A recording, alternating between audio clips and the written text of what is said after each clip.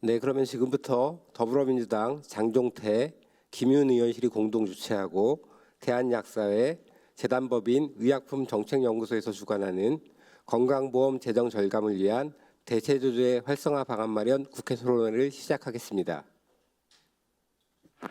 안녕하십니까? 오늘 건강보험 재정 절감을 위한 대체조제 활성화 방안 마련 국회 토론회에 함께해 주셔서 진심으로 감사드립니다. 저는 오늘 토론회의 사회를 맡은 장종태 의원실의 김미중 보좌관입니다. 인사드리겠습니다. 오늘 토론회는 모든 처방의약품을 저가약으로 대체조제할 시에 절감 가능한 건강보험 재정 추정액이 1조 원을 상회할 것이라는 건강보험공단의 분석에도 불구하고 대체조제가 활성화되지 못하는 현실을 짚어보기 위해 마련됐습니다. 인구 고령화와 만성질환자 수 증가로 약제비 지출이 상승하고 의약품 수급 불균형이 지속되는 상황에서 적극적인 대체조제를 통해 제네릭 사용을 촉진함으로써 건강보험 재정 안정화와 환자 적시 조제 투약 환경이 조성될 수 있도록 하는 방안을 논의하기에 마련된 자리입니다. 이제부터 본격적인 행사를 시작하겠습니다. 첫 번째 순서로 오늘 토론회를 공동 주최하시는 더불어민주당 장종태 의원님의 개의사가 있겠습니다. 예, 여러분 반갑습니다. 국회 보건복지위원회 소속 대전 서구 갑 출신 국회의원 장종태입니다. 11월 중에 적설량으로서는 127년 만에 이렇게 내린 눈이라고 합니다. 이 눈과 함께 겨울이 우리 곁으로 성큼 다가온 것 같습니다. 추운 날씨에도 이른 아침 시간 건강보험 재정 절감을 위한 대체조제 활성화 방안 마련을 위해서 국회 토론회를 개최하는데 함께해 주신 많은 분들에게 감사하다는 말씀을 전합니다.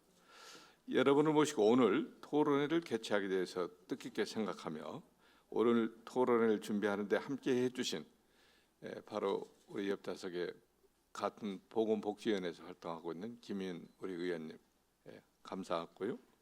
우리 약사의 최강훈 회장님 고맙습니다. 그리고 함께 하신 우리 관계자 모든 분들에게도 진심으로 감사의 말씀을 먼저 드립니다.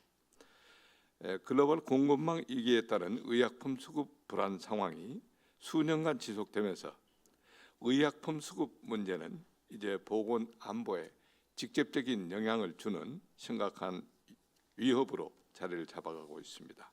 이러한 현실에서 의약품 수급 불안에 보다 적극적으로 대응하기 위해서 공급과 유통부터 사용까지 전방위적인 측면에서 정책 대안을 모색해야 할 필요성이 제기되고 있습니다. 하지만 지금까지 의약품 수급 불안에 대해 정부는 공급 관리에 주로 비중을 둔 대책을 취하고 있기 때문에 정부의 대응이 충분하지 않다는 지적이 계속될 수밖에 없습니다. 이러한 가운데 대체조제 활성화는 세계적으로도 의약품 공급 문제 해소를 하고 의료비를 절감하는 효과적인 대안으로 꼽히고 있습니다. 미국이나 프랑스, 독일, 영국 등 주요 선진국에서는 이미 관련 정책들을 강화하여 그 시행률이 80%에서 90%에 이르는 것으로 알려지고 있습니다. 우리나라의 경우 대체조제 시행률이 2023년 기준에서 1%대에 머물고 있는 미미한 수준입니다. 한국보건사회연구원의 조사에 따르면 우리나라의 환자들 역시 동일 성분의 더 저렴한 약을 사용할 의향이 있다는 응답이 무려 85%에 이르는 것으로 나타났습니다. 따라서 제도적인 환경만 뒷받침이 된다면 대체조제 활성화를 통해서 의약품 수급 불안에도 효과적으로 대응하고 건강보험 재정과 환자 의료비 부담도 동시에 절감할 수 있을 것으로 기대하고 있습니다. 이번 토론회는 대체조제 활성화를 위한 제도적인 환경 조성 과정에서 어떤 방안들이 고려되어야 할지 각계의 전문가분들을 모시고 깊이 있는 토론을 나누는 귀중한 자리가 될 것입니다. 자장을 맡아주신 장선미 가천대학교 약학대 교수님과 발제를 해주실 서동철 중앙대학교 명예교수 겸 의약품 정책연구소장님, 토론자로서 고견을 나눠주실 유승래 동덕여자대학교 약학대학 교수님, 민필기 대학 약사회 부회장님, 최은택 더보이스 편집국장님, 박인래 녹색소비자연대 전국연합회 이사장님, 남우희 보건복지부 약무정책과장님, 홍정희 의약품안전평가원 약효 동등성 과장님께도 깊은 감사의 말씀을 전합니다. 오늘 이 자리에서 논의되는 내용들을 바탕으로 국회 역시 국민들의 건강권을 강화하고 건강보험 재정과 의료비 부담을 절감하기 위한 정책적, 입법적 노력에 최선을 다하겠다는 말씀을 드립니다. 감사합니다.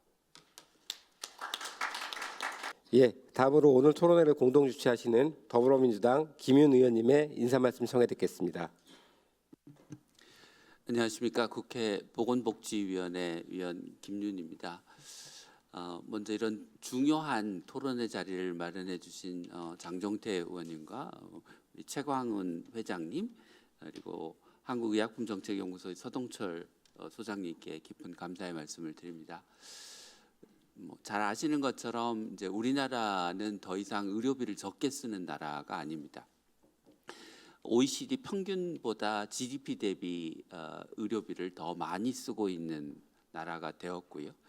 의료비의 상승 속도가 굉장히 빠르기 때문에 2030년, 35년이 되면 우리나라가 미국에 버금가는 수준으로 GDP 대비 의료비를 지출할 것이라고 예상되고 있습니다.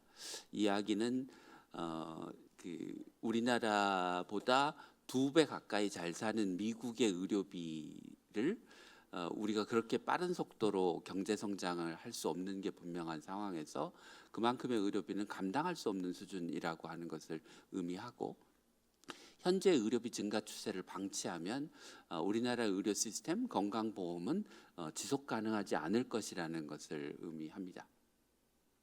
근데 의료비를 많이 쓰고 있는 부분 중에 하나가 우리가 약값입니다. 예, 약값은 OECD 다른 국가들에 비해서 전체 의료비에서 차지하는 비중이 높기도 하고 증가 속도가 여전히 빠른 상황입니다. 근데 이제 우리나라가 약값을 많이 쓰는 이유 중에 하나는 소위 제네릭 특허가 풀린 약품의 약값이 너무 높게 책정되어 있기 때문입니다. 비교 대상 국가 선진국 8개 국가에 비하면 약값이 한 40% 높은 상황이고요. 사회자께서 아까 1조 원을 절감할 수 있다고 말씀하셨지만 저희가 실제로 사용되는 성분명 그리고 8개 선진국 국가들과의 약값을 비교해서 계산을 해봤더니 약 4조 원 정도를 절감할 수 있는 것으로 계산이 되고 있습니다. 대체 조제가 필요한 이유이고 현재의 약값 그리고 소비자의 약값 부담을 약값을 부담하는 방식을 바꿔야 하는 이유라고 생각합니다. 더불어 수급 불안정 약품, 품귀 의약품의 문제도 역시 대체 조제하고 관련이 있습니다.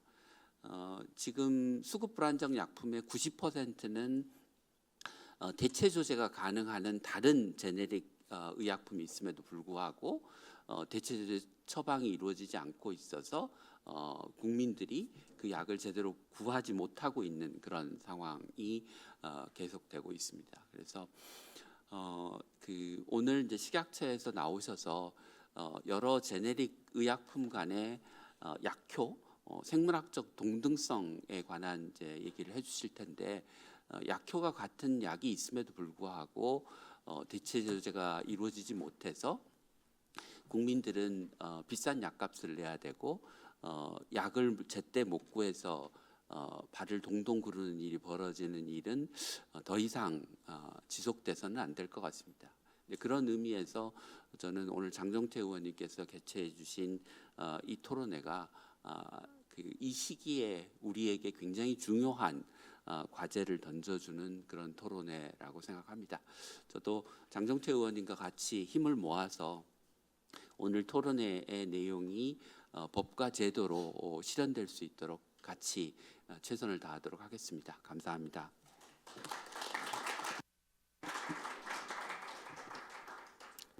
예, 김윤 의원님의 인사 말씀이셨습니다. 감사합니다. 마지막으로 오늘 토론회를 주관하신 대한약사회 최광훈 회장님의 인사 말씀이 있겠습니다. 네, 안녕하십니까. 대한약사회장 최광훈입니다. 건강보험재정 절감을 위한 대체조제 활성화 방안 마련을 주제로 해서 진행되는 이번 정책 토론회 개최를 진심으로 축하드립니다. 토론회를 주최해 주신 더불어민주당 정종태 국회의원님과 김윤 국회의원님을 비롯한 많은 관계자 여러분들께 깊은 감사의 말씀을 드립니다. 특히 오늘 토론회를 주관해 주시는 두 분의 국회의원님께서는 우리나라 보건의료 정책에 가장 해박한 그 지식을 가지고 계시고 많은 부분을 일을 하시는 분이라 오늘 토론회가 더 뜻이 깊은 것 같습니다. 우리 사회에는 고령화 그리고 만성 질환 환자가 증가하고 평균 수명이 연장됨으로 인해서 다제약물을 복용하고 장기 처방의 비율이 증가하고 있으며 이에 따라 약제비 지출 역시 점차 커지고 있는 상황입니다. 아울러 코로나19 이후에 의약품 수급 불안정이 심화되면서 부족한 의약품을 적절하게 대체하고 복약지도하는 약사 서비스의 중요성이 더욱 강조되고 있습니다. 성분과 효능은 같으면서 적절한 가격에 재고도 충분한 약제로 대체하는 것은 더 이상의 선택의 문제가 아닌 필수이며 건강보험 재정 안정화에 대응하기 위한 가장 효율적인 방법입니다. 대한약사회는 처방의료기관이 대체 조제를 꺼리거나 부정확한 팩스번호 기재로 연락이 어렵거나 또는 환자에게 대체 조제에 대한 부정적인 인식을 심어주는 등 활성화를 방해하는 여러 요인이 존재함을 확인하고 이를 해결하기 위해 국회 그리고 정부와 긴밀한 업무 협의를 진행해 오고 있습니다. 다 아시다시피 지금 의약품 부족 현상이 굉장히 심화되고 그 기간이 오랫동안 지속되고 있습니다. 하지만 국민은 의약품이 부족하다는 현실에 대해서 별로 인식을 하지 못하고 있는 것 같습니다. 이 부분은 전국에 계시는 약사 선생님들께서 어떻게 해서든지 약을 구해서 그 처방한 약이 아니면 대체할 수 있는 약으로 약을 조제해서 드리기 때문에 국민들은 그 불편을 모르고 지내고 있습니다. 우리가 흔히 얘기하는 것처럼 백조가 우아하게 헤엄치지만 그 밑에 수면 아래서는 정말 힘들게 발이 움직이고 있다는 사실을 잘 알고 계실 겁니다. 약사의 역할들이 지금 이렇게 수면 아래서 바쁘게 움직이는 백조의 발과 같다라는 생각을 합니다. 요즘 그 의정 사태로 인해서 처방 일수도 보통 180일, 360일에 처방전이 굉장히 많이 나오고 있습니다. 이렇게 조제가 되면 저희 한국의 조제의 특성은 약이 박스로 또 호일 포장으로 잘 나와 있어도 이 부분을 개봉해서 봉투에 넣어주는 이런 방법을 굉장히 선호하기 때문에 약이 함께 섞여서 오랜 기간 동안 보존된다는 것은 약의 안정성에도 굉장히 큰 문제를 가져오고 있습니다. 이런 부분들은 의약품 부족 현상을 더군다나 이렇게 부추기고 있습니다. 이런 쪽에서 대체 조제를 하고 통보하는 방법이 아직까지 전화하고 팩스로만 된다는 것은 굉장히 후진성이 있다라고 생각이 합니다. 전자적인 방법으로 통보할 수 있음이 약사법에도 기재가 되어 있음에도 불구하고 이 부분을 통보할 수 없다는 이 부분은 정부에 굉장히 유감을 표명합니다. 전자적인 방법으로 대체한 조제약을 통보할 수 있는 방법을 국가가 만들어 줘야 된다고 생각을 합니다. 이제는 정말 변화를 해야 될 시기입니다. 특정 상품만을 처방받고 그것을 복용해야 된다고 믿는 구시대적인 접근 방법에서 벗어나야 됩니다. 이번 정책 토론회가 변화를 추동하는 마중물이 되기를 기대하며 의약품의 전문가인 약사의 적극적인 대체를 통해 우리나라 국민의 의약품 접근성 강화는 물론 건강보험 재정 안정화에 기여할 수 있는 소중한 자리가 되기를 기원합니다. 다시 한번 오늘 의미 있는 자리를 마련해 주신 장종태, 김윤 두 분의 국회의원님과 좌장을 맡아주신 장선미 교수님, 발제를 담당하신 서동철 소장님을 비롯한 모든 패널 여러분께 감사드리고 참석하신 모든 분들의 가정과 본인의 건강과 행운이 가득하시기를 기원드립니다. 감사합니다.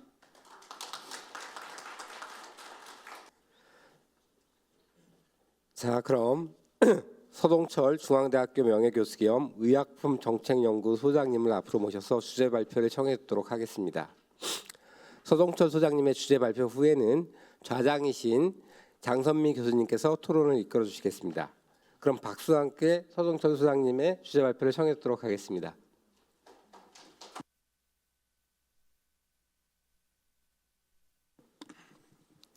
예, 방금 소개받은 서동철입니다. 예.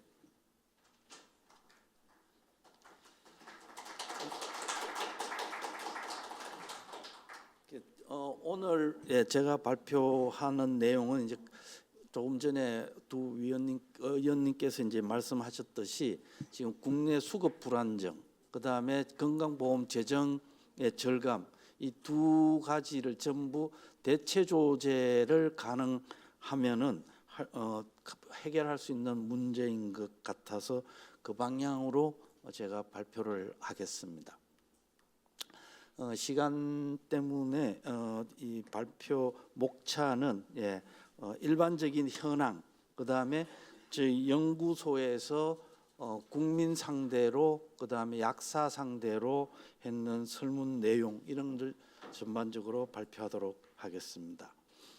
일반적인 내용을 보면 현황을 보면은 지금 전 세계적으로 수급 불안 및 보건 안보 위기 증가가 있어가지고 각 나라마다 이런 그 수급 불안을 해결하는 방법이 뭘까라고 지금 고민하는데 일반적으로 사용하는 방법은 대체 조제가 허용돼 있기 때문에 실제 우리나라의 그 수급 불안하고는 좀 다른 현상을 보이고 있습니다.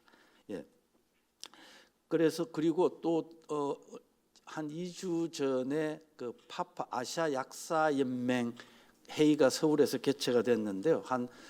아시아 지역의 약사분이 한 1,200명, 그다음에 국내 약사분 해서 한 2,000명 정도 모여서 회의를 했는데 그 총회에서도 대체 조제와 약사의 권한을 강화하는 어떤 국제 성명서가 채택이 되었습니다. 그래서 이제 지금 전반적으로 대체 조제가 활성화되어 있는 그런 상황입니다. 현재 국내 제도를 보면은 우리도 대체 조제를 하면은 동등 생물학적으로 동등성이 인정된 품목인 경우에는 대체 조제를 하고 그다음에 환자한테 보고를 해야 되는데 이 보고 방식에서 좀 문제가 있습니다. 그래서 이제 그 부분을 좀 어떻게 다시 좀 수정을 해야 될 그런 상황이고요. 그다음에 이제 우리가 그냥 대체 조제라고 말을 하면은 이게 아마 과거에 제가 이제 외국에 오래 있다 들어왔는데요. 과거에 아마 이걸 한국에서 번역을 그냥 단순 제너릭 서브스티튜션을 갖다 번역을 한 것 같습니다. 그런데 실제 대체 조제라는 표현이 그게 아니라 지금 우리 국내에서 하려고 하는 거는 동일 성분, 생동성이 보장된 동일 성분의 대체 조제를 말하고요. 외국에서는 테라퓨틱 클래스에 대한 그 대체 조제까지 여기 제네릭 서브스티튜션에 포함이 되어 있습니다. 무슨 말인가 하면은 같은 제제가 아니더라도 같은 그 어떤 그 치료 영역에 있으면은 그 대체 조제를 약사가 할 수 있게끔 지금 해주고 있습니다. 외국에서는 그 정도까지 가기 때문에 제네릭 서브스티튜션이라고 이야기를 하는데 예, 국내에는 지금 동일 성분이기 때문에 엄밀히 말하면은 동일 성분 제재 뭐 이런 표현이 더 적합할 수도 있습니다. 용어는 뭐 그렇게 크게 문제가 될 것 같지는 않고요. 그다음에 아까 이제 우리 장용태 의원님 말씀하셨듯이 지금 그 국내에서는 대체 조제율이 현재는 한 1%대입니다. 1.25% 이것도 2023년도 자료를 기반으로 했을 때 이제 이 정도로 상당히 지금 낮은 거의 대체 조제가 되고 있지 않은 현상입니다. 그래서 이게 이제 여러 가지 이유가 있는데 약가 제도에서 이제 문제가 있어가지고 그래서 그 대체 조제가 상당히 이제 낮은 문제점이 있습니다. 왜냐하면 국내에는 특허가 끝나고 났을 때 이제 동일 약가의 이슈. 예. 네. 실제 해외에서의 상황을 보면은 예를 들어서 미국 같은 경우에는 지금 제네릭 그 대체율이 한 80, 지금 요건 이제 과거인데 좀 그 실제는 한 85% 정도 됩니다. 예, 이거는 제가 실은 외국에서 교수할 때 그 유저지주의 처방전을 전부 다 분석해 가지고 대체 조제율을 조사한 적이 있습니다. 그런데 그 자료가 지금부터 거의 한 25년, 30년 전인데 그때 82%인가 나왔습니다. 예, 지금은 더 올라가 있거든요. 예, 그만큼 그 제너릭 서브스턴스 대체 조제는 외국에서는 상당히 일반화되어 있고 당연히 그렇게 하는 거라고 이제 되어 있는 그런 상황입니다. 그다음에 이제 미국 같은 저 제너릭 그 미국 그 의약품 접근성 협회 최근 자료에 의해도 우리는 대체 조제를 하면은 아까 1조에서 4조 정도 이제 세이브가 된다고 했는데 지금 미국 같은 경우는 한 400조 정도 예 세이브를 한다. 이건 뭐 현실 데이터를 가지고 이제 그 이야기를 하고 있는 겁니다. 예, 그만큼 이제 외국에서는 이 대부분의 나라, 뭐 미국 아니면 뭐 캐나다, 유럽의 대부분 나라 이제 좀 이따 보여드리겠습니다. 이제는 이제 상당히 일반화되어 있는데요. 그래서 이제 외국의 여러 제도의 비교표를 보면은 그 지금 현재 여기에 한국을 제외하고 6개국을 리스트를 했는데 보시면은 우리가 이게 성분명으로 할지 안 할지 이제 일부에서는 지금 그렇게 이야기를 하는데요. 실은 성분명만 하든지 아니면 뭐 INN만 하는 나라는 제가 알기로 전 세계 아무데 없습니다. 예.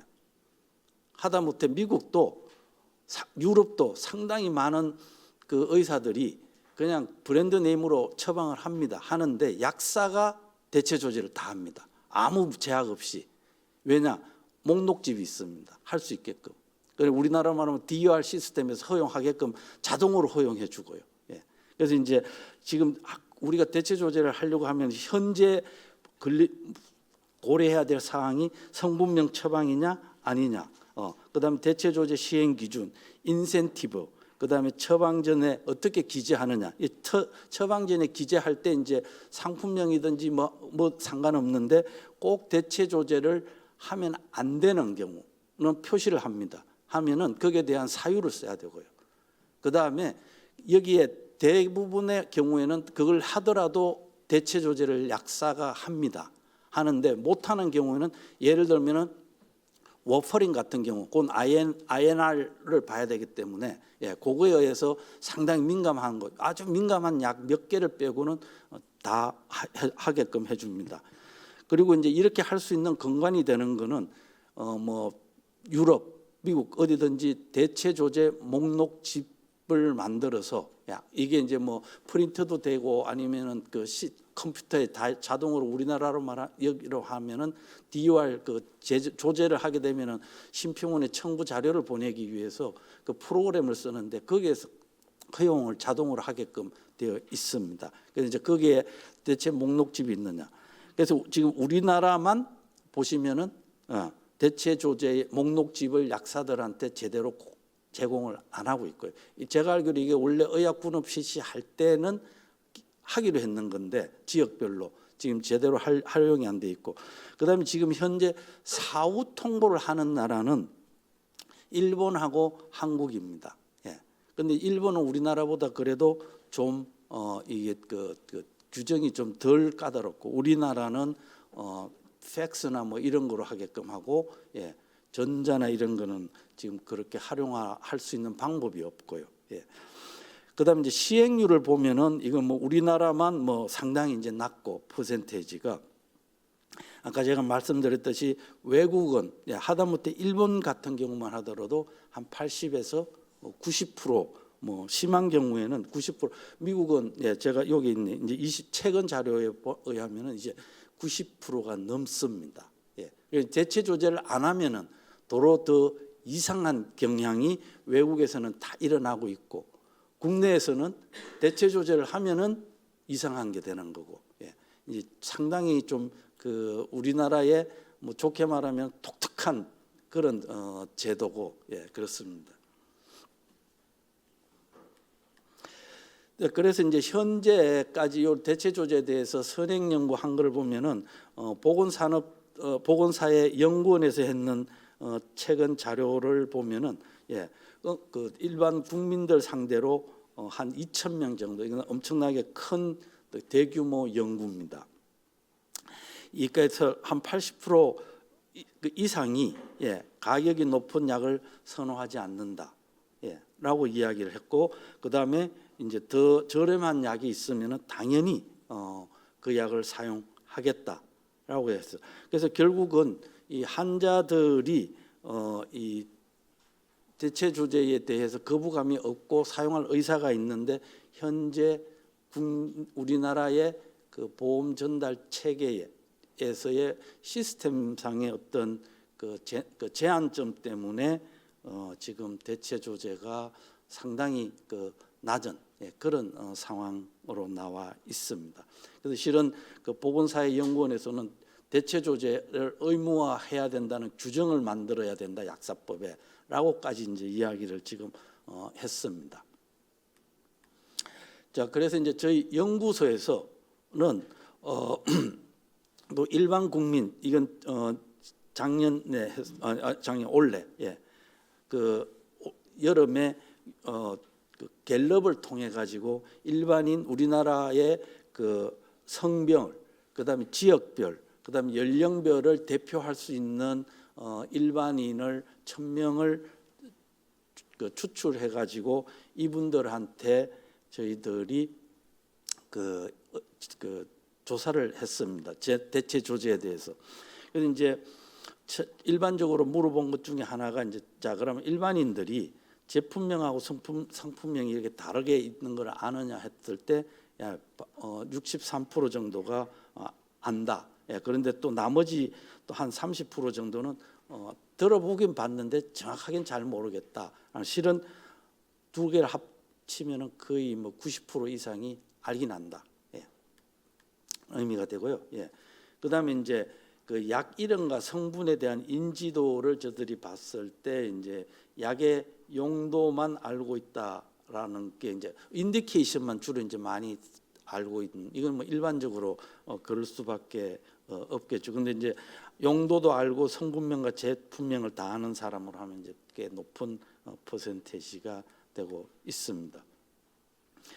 그러면은 자 오리지널하고 제너릭 의약품 그다음에 아니면은 제품이 다른 것 간의 차이에 대해 같은 성분인 경우에 에 대해서는 소비자들이 차이를 느끼지 못하는 거로 나왔습니다. 이거는 뭐 여기 많은 분들이 이제 의료계에 계시는 분들이지만 의료계에 계시는 분들도 아마 차이 느끼는 거를 거의 못 느끼실 겁니다. 그다음에 이제 그 의약품 가격에 따라 가지고 이제 효과 부작용 이런 에 대한 그 차이를 느끼는지를 물어봤을 때 그 부분도 이런 차이를 느끼지 못한다라고 이제 일반인들이 대답을 했습니다. 자 그러면은 자 의사가 만약에 처방을 변경한다든지 이럴 때 그 부분에 대한 소비자들의 어떤 수용도나 인식에 대해서 의사가 처방을 변경하는 것에 대해서는 신뢰도가 상당히 높은 거로 나왔습니다. 지금 이게 우리가 1점에서부터 5점 사이에 척도로 했는데 4점 정도면은 거의 대부분이 다 처방받고도 문제가 없다라고 이제 그 소비자들은 인식을 하고 있습니다. 그러면 이 중요한 그 중에 하나, 그러니까 자, 대체 조제에 대해서 그러면 소비자들이 실제 수용할 의사가 있는지, 예. 그런데 대체 조제 경험하고 상관없이, 그러니까 대체 조제 경험자하고 비경험자하고를 이렇게 나눠 가지고 저희들이 이제 물어봤는데, 그 전반적으로 보면은 경험 상관없이 상당히 이제 높게 지금 나왔습니다. 그 대체 조제를 경험했던 하지 않았던 한 80% 거의 90% 가까이에 88% 내지 79%에서 한 85% 정도의 그 소비자는 대체 조제에 대해서 수긍할 의사가 있다. 예. 그럼 이제 저희들이 그 조사했는 내용하고 보사연에서 조사했는 내용하고 거의 일치하는 그런 상황입니다. 예.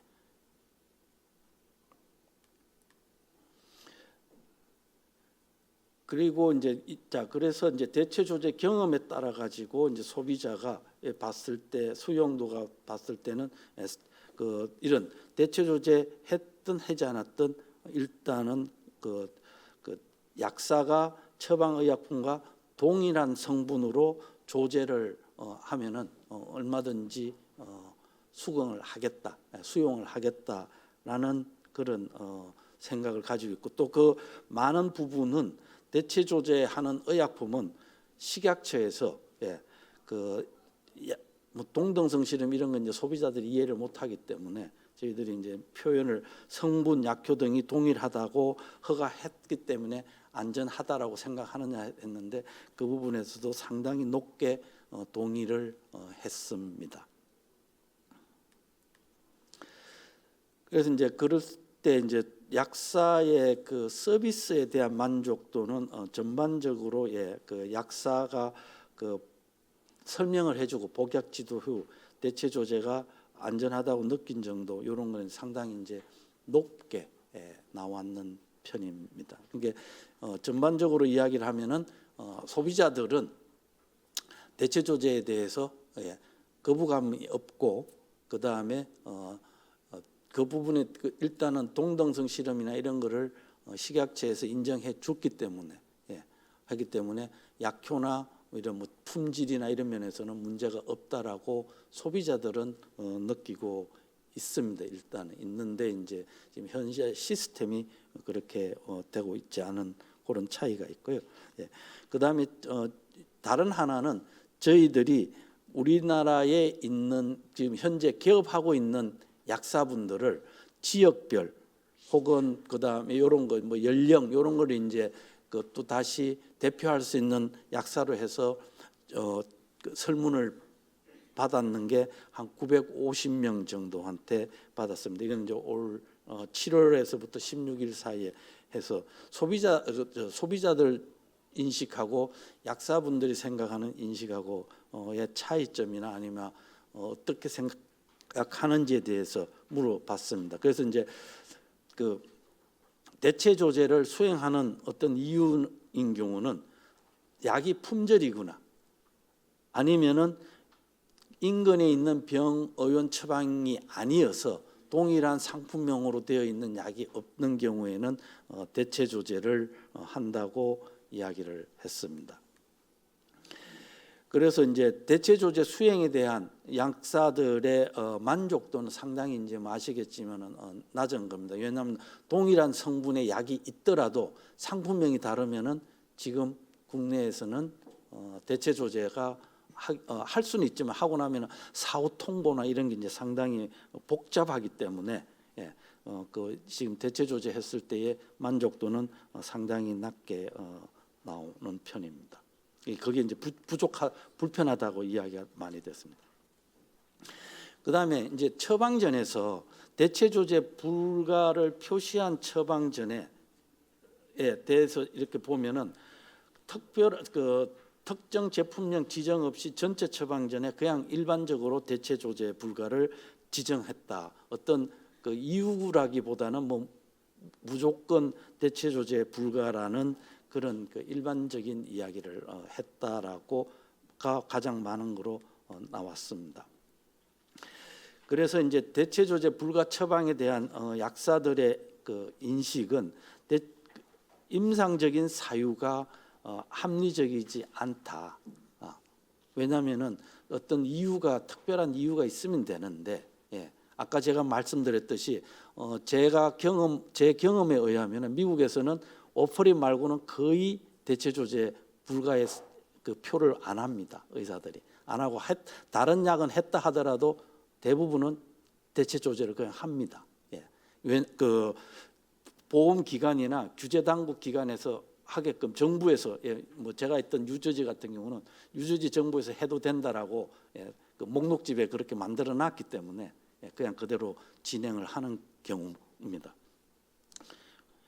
그래서 이제 그 임상적인 그 사유 없이 대체 조제를 불가라고 했기 때문에 그 사유가 어렵다라고 이제 그 하고, 그다음에 처방된 약들 중에 어느 약이 대체 대부분 다 약을 그렇게 했기 때문에 대체 불가에 해당되는 약이 그렇게 많지 않다. 처방전이 많지 않고 뭐 거의 100%가 불가라고 나왔다라는 이 부분에 대해서 이제 좀 문제가 있는 것 같다라는 생각을 하고 있습니다.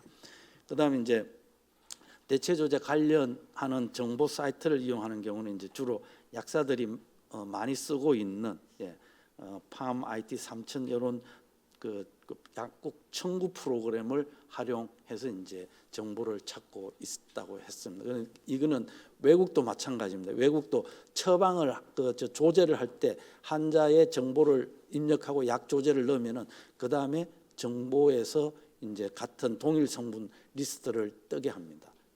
그런데 우리나라도 실은 청구 정보를 식약처가 아니라 심평원에 보내야 되기 때문에, 예, 그 단계에서 리스트가 나오든지 아니면은 추후라도 그냥 단순 DUR 시스템이나 이런 걸 이용해서 보고하도록 해도 좋을 것 같습니다.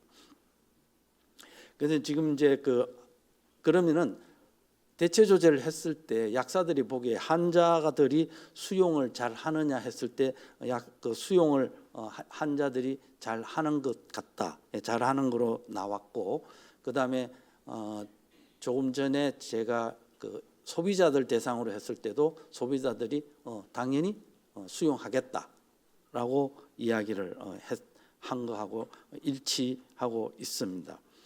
그래서 그러면은 약사들한테 자, 대체 조제 간소화를 위해서 어떤 제도가 좀 필요할까에 물어봤을 때 대체 조제한 후에 사후 통보 절차를 좀 간소화 혹은 생략하는, 예, 지금 사후 통보를 하는 나라는 우리나라하고 일본밖에 없습니다.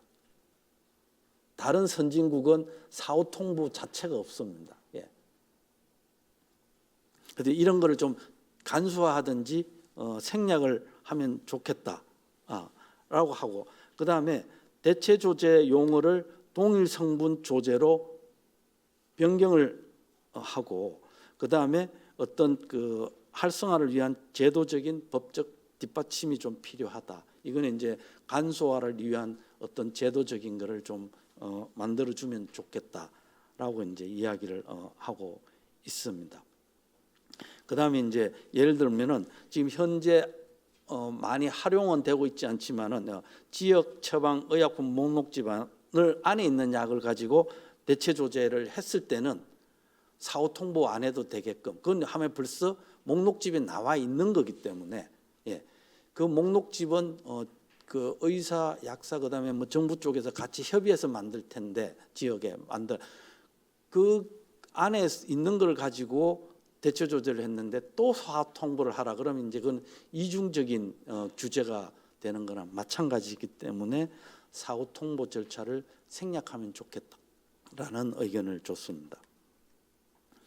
그래서 이제 그러면 사후 통보 방식은 어떤 걸 이용하면 좋겠냐 했을 때 이제 가장 선호하는 양식이 지금 그 현재 DUR이 적용되고 있으니까 DUR 제도를 이용해서 이제 하면 좋지 않겠냐 하는 게 한 예입니다. 그 뭐 기타 다른 여러 가지 방법도 있는데 그 응답률이 이제 많지는 않고, 만약에 다른 게 안 된다면 현재 하고 있는 뭐 팩스의 방법도 하나의 그 현 기존에 사용하고 있는 방법도 사용할 수 있고, 새로운 방법을 한다면 이제 DUR을 하는 게 좋다라고 하고 있습니다.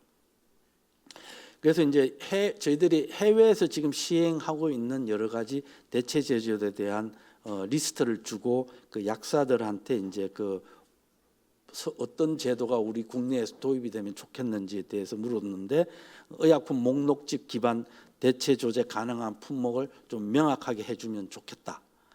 그 다음에 팩스나 이런 것보다 전산 시스템 기반 대체 조제 사후 통보 방식을 하면 좋겠다 하는 게 이제 약사분들의 의견입니다. 이게 이제 뭐 이게 국내에서 아니면 우리나라에서만 하는 게 아니라 이건 외국에서는 벌써 하고 있는 일반적인 방식을 저희들이 리스트로 준 겁니다. 팩스 이런 거는 뭐 다른 나라로도 미국 같은 경우는 지금 안 합니다. 지금 모든 게 전자처방전이나 뭐 아니면 전부 다 웹사이트에서 처리가 되는데, 팩스를 뭐 주고받고 하는 건 옛날 방식이죠. 그래서 이제 그러면 이제 약사들한테 지역 처방 목록집이 원래는 만들게 돼 있었으니까 이걸 수령해 본 경험이 있느냐, 받아본 적이 있느냐 했을 때 95% 정도는 받아본 적이 없다. 지금 의료보험 한 지가 거의 20년 넘었죠. 넘는데 지금 한 번도 제대로 작동되지 않았다는 의미입니다. 그래서 제가 이제 그 정책적인 제안을 하면은, 자, 첫째, 이 지금 소비자, 그 다음에 약사, 그 다음에 외국 제도를 기반으로 해서 정책 제안을 하면은, 자, 대체 조제 가능한 의약품 목록집과 그 다음에 사후 통보 절차를 좀 합리적이고 간소화하는 게, 간소화라 그러면 또 뭐 뭘 해야 되는데 안 하는 것 같지만 합리적인 방법으로만 바꿔도 됩니다. 여러분들 여기 계시지만은 팩스 쓰시는 분 있나요? 지금 다들 전부 다 인터넷 뭐 이용해서 하는데, 이 대체 조제만 지금 팩스는 뭐 한 20-30년 전에는 많이 사용했는 방법이지만은 지금은 거의 사용하고 있지 않죠.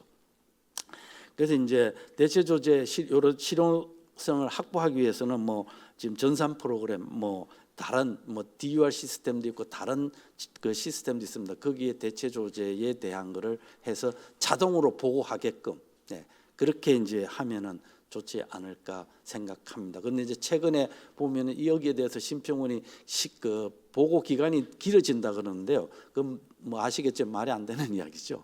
그거는 심평원에서는 오늘 안 오셨구나. 그거는 프로그램에 프로그램 짜면은 그냥 바로 심평원에 보고하면 자동으로 가게끔 하는 거는요. 뭐 약간 프로그램 해보신 분들은 너무나 상식적이고 일반적이라는 거는 아실 겁니다. 뭐 지금 뭐 20-30년 전에 뭐 사시는 것도 아니고 지금 인터넷이 얼마나 많이 잘 발달이 되어 있는데, 그래서 그게 제가 볼 때는 그렇게 합리적인 이야기는 아닌 것 같습니다. 그다음에 이제 그래서 지금 현재 외국에서는 대체 조제 금지를 할 때는 어떻게 해야 된다, 이런 걸 이제 명확하게 하게끔 규정이 되어 있습니다. 금지를 할 때는 네가 이렇게 해야 된다. 그런데 우리는 그런 어떤 규정이 없이 지금 이제 하는 경우가 되어 있기 때문에, 그래서 대체 조제할 수 있는 거, 그다음에 할 수 없는 거를 명확하게 만들어 줘야 될 필요성은 있습니다. 이게 이제 목록집 만드는 거하고 같은 맥락입니다. 그래서 이제 제가 지금 목록집을 만들어 가지고 이 목록집에서 할 수 있는 거 이런 거를, 이거는 뭐 약사가 하는 게 아니라 의사, 약사, 그다음에 심평원, 그다음에 식약처 이런 데 관계 기관에 계시는 분들이 만들어서, 지금 과거에는 지역별로 만들었다고 했는데요. 지역별로 만들 필요가 있을지 모르겠습니다. 그냥 우리나라 전국에 사용할 수 있는 목록집 하나 정도 만들어서 다 공동으로 쓰면 되지 않을까 싶습니다. 뭐 지역적으로 만들었다 그러면은 치료 가이드라인도 지역별로 다 달라야 되고요. 식약처에서 허가해 주는 약에 대한 그런 것도 지역마다 다 달라야 되는데 그렇지는 않은 걸로 알고 있습니다. 그다음에 이제 또 하나는 이 외국 같은 경우 전반적으로 인센티브 제도가 강하게 되어 있습니다. 약사들이나 소비자나 이런데 제너릭을 사용했을 때에 상당히 많은 인센티브를 주는데 우리나라는 인센티브 제도가 거의 없습니다. 그러니까 약사한테도 없고 소비자한테도 인센티브가 제도가 없으니까 소비자 입장에서는 굳이 제너릭을 사용할 필요가 있느냐 하는 건데 이 인센티브 제도는 다른 경우가 아니라 예를 들면 제가 자주 이야기했는데 미국 같은 경우는요 소비자한테 인센티브 제도가 엄청나게 차이가 납니다. 예를 들면은 제너릭이 있는데 난 꼭 내가 원하는 브랜드 네임을 사용하겠다 이러면요 처방 하나당 한 달치 약의 약값 차이가요 제너릭은 보통 과거에 1,000원 아니면 5,000원 사이면은 한 달치 약을 내가 받아갈 수 있습니다. 그런데 브랜드 네임 약을 가가잖아요. 그럼 한 5, 6만 원 내야 됩니다. 그러면 그 차가 처방 하나당 약 처방이 왜 우리는 처방 하나에 약이 여러 가지 있지만은 외국은 약 하나당이라는 의미입니다. 약 하나당 한 달에 약값 차이가 한 5만 원 정도 차이 납니다. 그러면은 약을 내가 약을 한 10개 먹는다. 그러면 약값 차이가요 50만 원입니다. 그런데 제너릭이나 브랜드나 약효는 같거든요. 그러니까 소비자들이 안 하려고 하죠. 무조건 나는 제너릭. 한 약사가 물어봅니다. 너 제너릭 할래 아니면 브랜드? 다들 그냥 제너릭 하겠다고 합니다.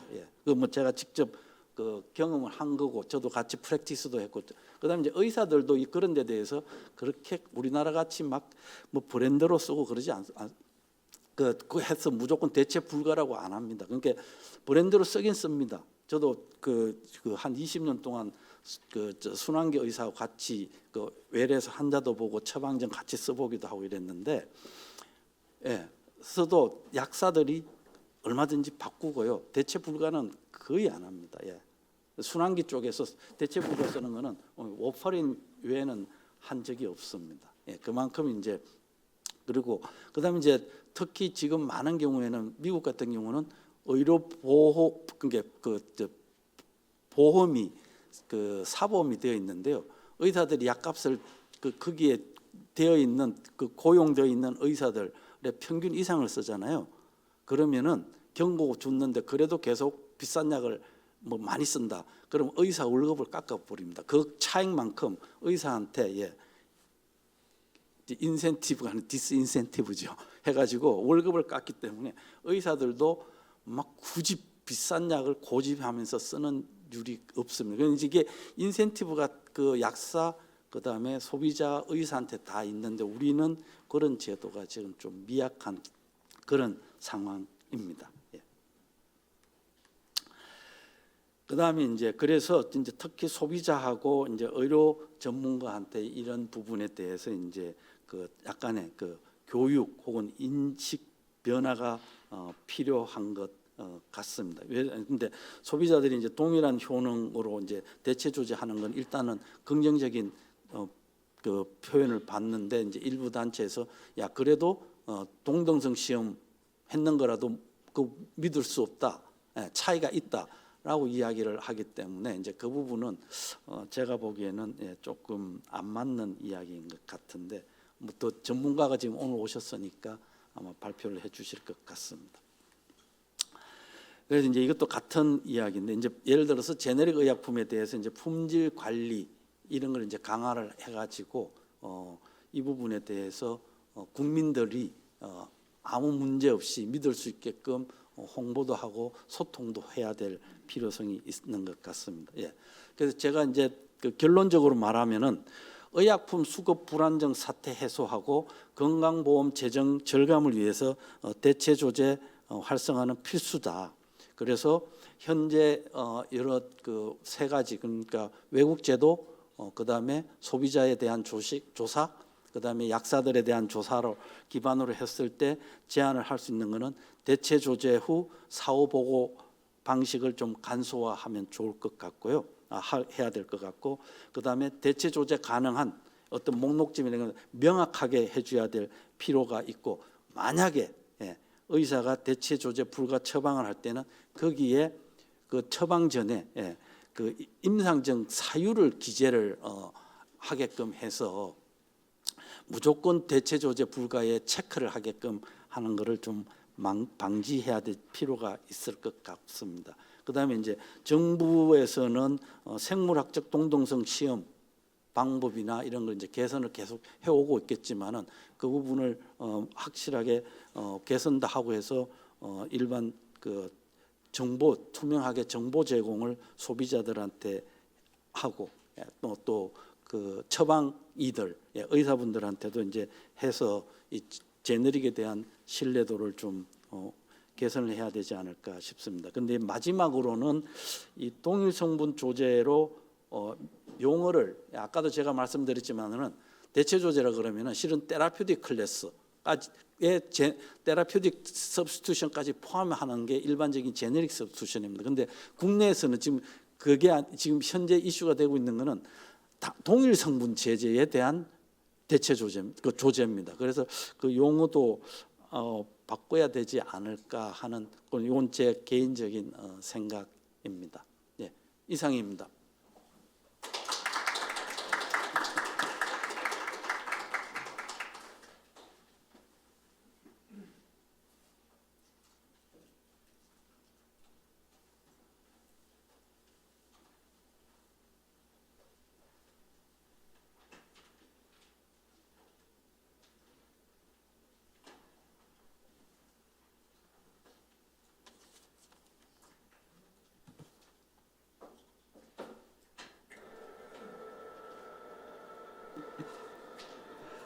네, 소동철 소장님의 발표 잘 들었습니다. 지금부터는 패널 토의가 시작되겠는데요. 이번 패널 토의 진행을 맡은 저는 가천대학교 약학대학 장선미입니다. 다시 한번 인사드리겠습니다.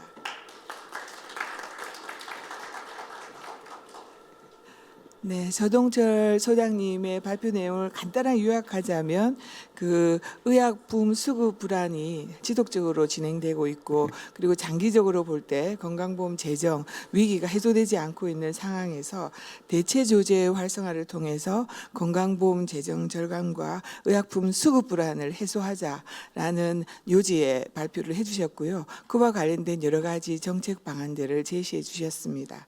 그럼 지금부터는 이와 관련된 이제 토론을 진행하도록 하겠습니다.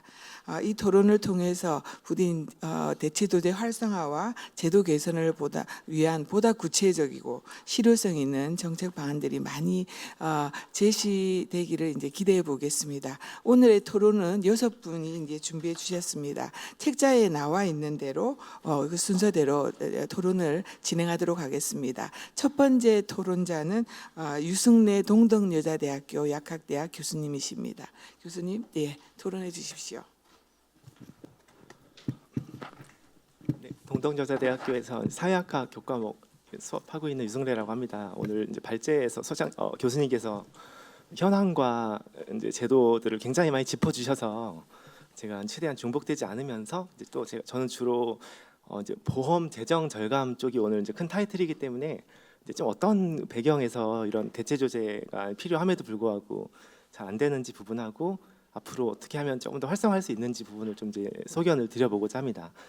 먼저 이제 재정 절감 앞서서 이제 품절 문제도 요 대체 조제하고 좀 관련이 있을 수가 있는데 이제 우리가 품절을 얘기할 때 이제 전국의 어떤 성분의 약이 정말 뭐 한계가 있든 뭐 복수계가 있든 공급이 안 되면 이제 진정한 의미의 이제 국가적 품절이고 그 부분은 이제 성분 자체의 보통 채산성이나 업계가 인식하는 그런 공급이나 이런 판매 여건이기 때문에 건강보험공단에서 이제 조정 신청 같은 걸 받아서 심평원하고 같이 그 성분 자체에 대한 이제 그 핸들링이 있습니다. 이걸 이제 그 품절 문제를 다른 방식으로 가격을 좀 인상해주고 이런 기전이 있는데 실제로 이제 국민들이 좀 체감하거나 의원 약국에서 느끼는 좀 이제 품절은 국가적인 품절은 아닌데 특정 사이트에서 약이 없고 전국적으로 집계했을 때 분명 약이 있는데 특정 지역 의료 접근성이 떨어지는 지역이라든지 아니면 수도권 내에서도 특정 품목을 반복적으로 이제 처방하는 곳에서는 그것이 이제 품절로 인식이 되고 막 기사화가 되고 하다 보니까 일견 조금 이제 모순된 부분이 있는 거죠. 이게 진정한 의미의 품절이 아닌데 왜 약이 공급이 안 되냐. 그래서 그런 것들을 따라가다 보면은 여러 가지 좀 이제 문제점이 있습니다. 이게 INN에 의한 무슨 성분 처방이 안 되면서 아무래도 수백 개의 도매상 회사들이 이제 제품을 갖고 계시다 보니까 약국은 또 대체 조제에 있어서 사전 사후 이런 절차들 때문에 어려움이 있는 걸로 보여지고 이러한 경합이 많은 품목들에 의한 품절이라도 최소한 좀 불합리한 걸 해결하려면은 네, 저가 약제로 더 이제 대체 조제를 할 수 있는 걸 통해서 절감과 함께 품절에도 기여할 수 있을 것으로 보이고요.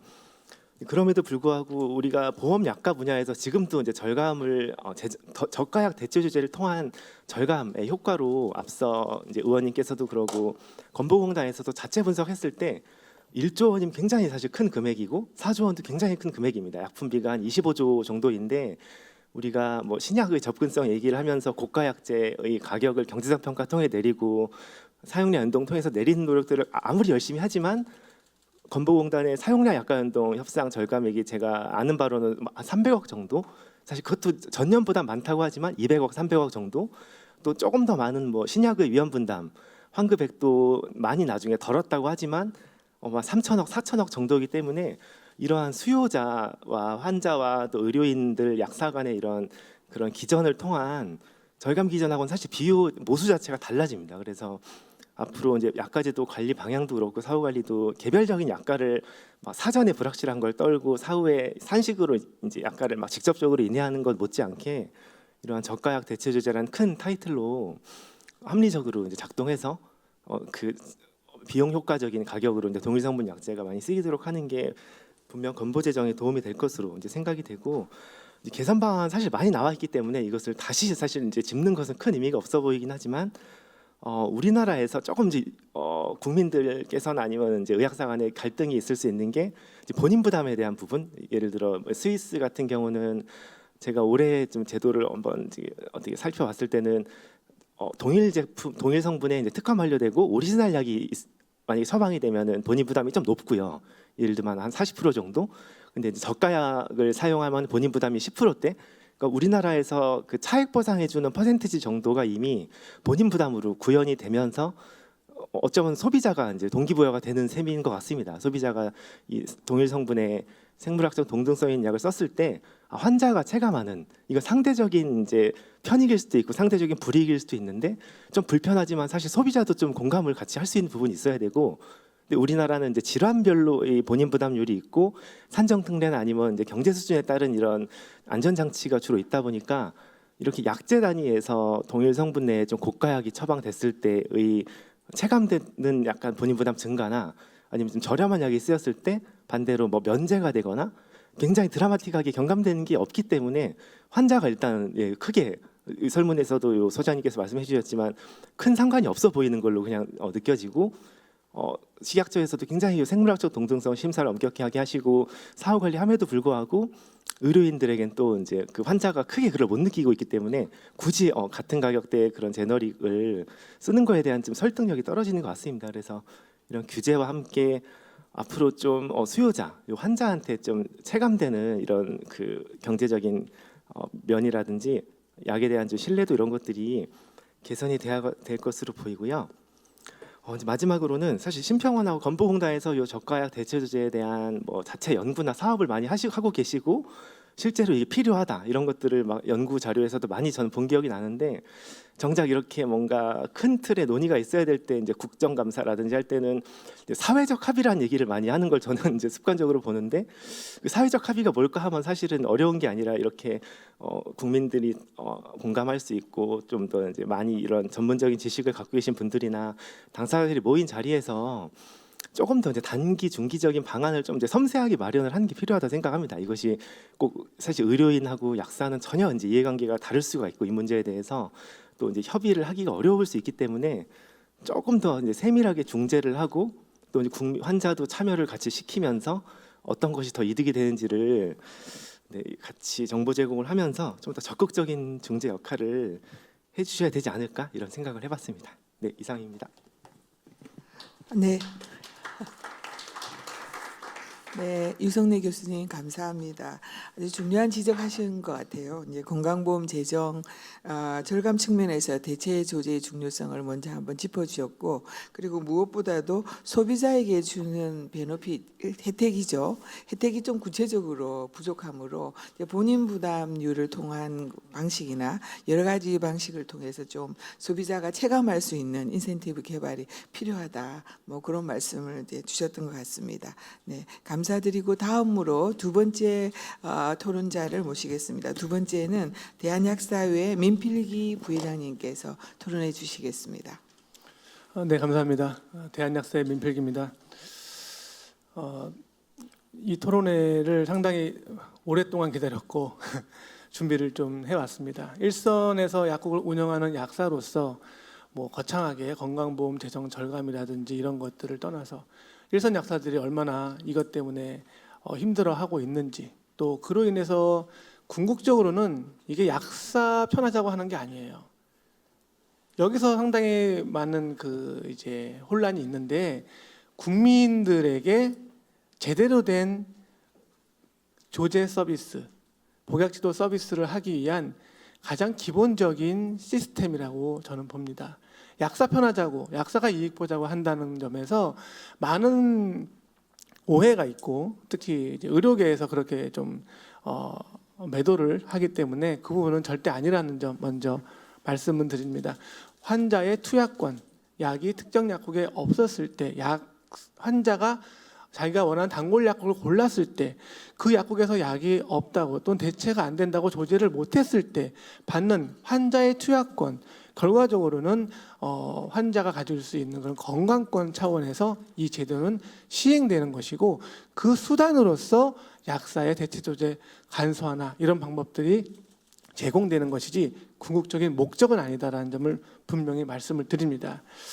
그리고 저는 이 대체 조제 활성화의 가장 큰 걸림돌 자체는 대체 조제의 그 간소화라는 저희가 말씀을 많이 쓰고 그것이 가장 큰 걸림돌이라고 보고 있는데, 사실 이 말 자체가 저는 좀 맞지 않다고 생각해요.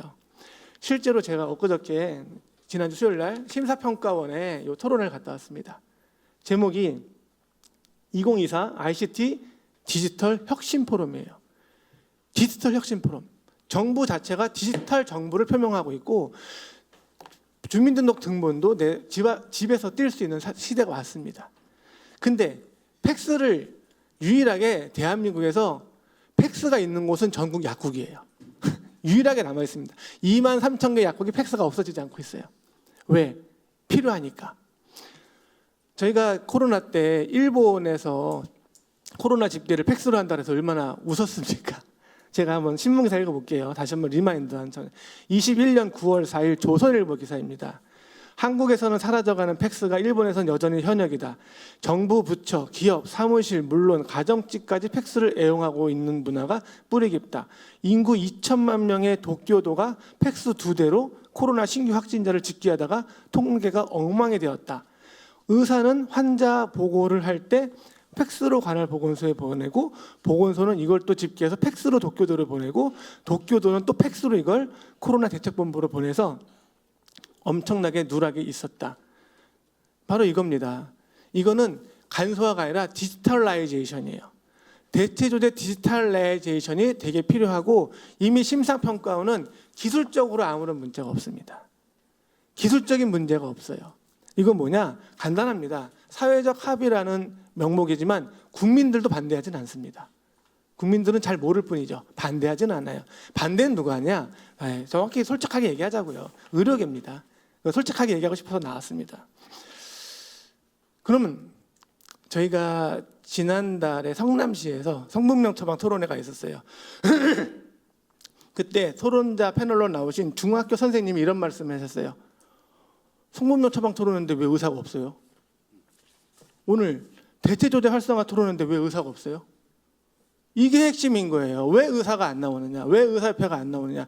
이게 핵심인 거예요. 그래서 제가 오늘 의사협회를 대변하러 나갔어요. 제가 의사협회가 왜 대체조제 활성화를 반대하는지 신문을 보고 의사협회 홈페이지 들어가서 반대 근거를 갖고 왔습니다. 읽어드릴게요. 2021년 10월 14일 의사신문 보도 의협의료정책연구소 대체조제 활성화 정책의 문제점에 대한 기사입니다. 대체조제 활성화를 반대하는 이유로 38.4% 약사의 대체조제를 불신해서, 23.4% 복제약의 효능을 불신해서, 그 다음 23.4% 약화사고 발생이 우려되어서. 뭡니까 이게?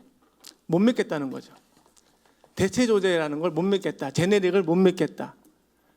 구글에 검색해 보시면 의사의 90%, 의사의 60%가 제네릭을 못 믿는다. 대체조제 못 믿는다 하는 기사가 떠 있어요. 그 날짜가 언제냐? 2000년, 2001년이에요. 20년이 지났어요. 지금은 다릅니다.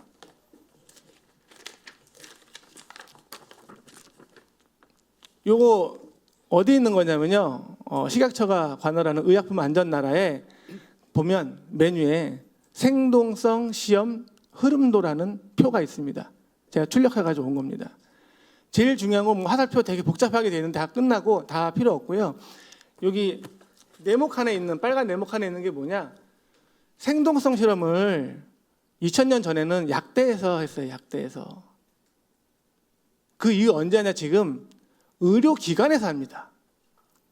약사가 안 해요.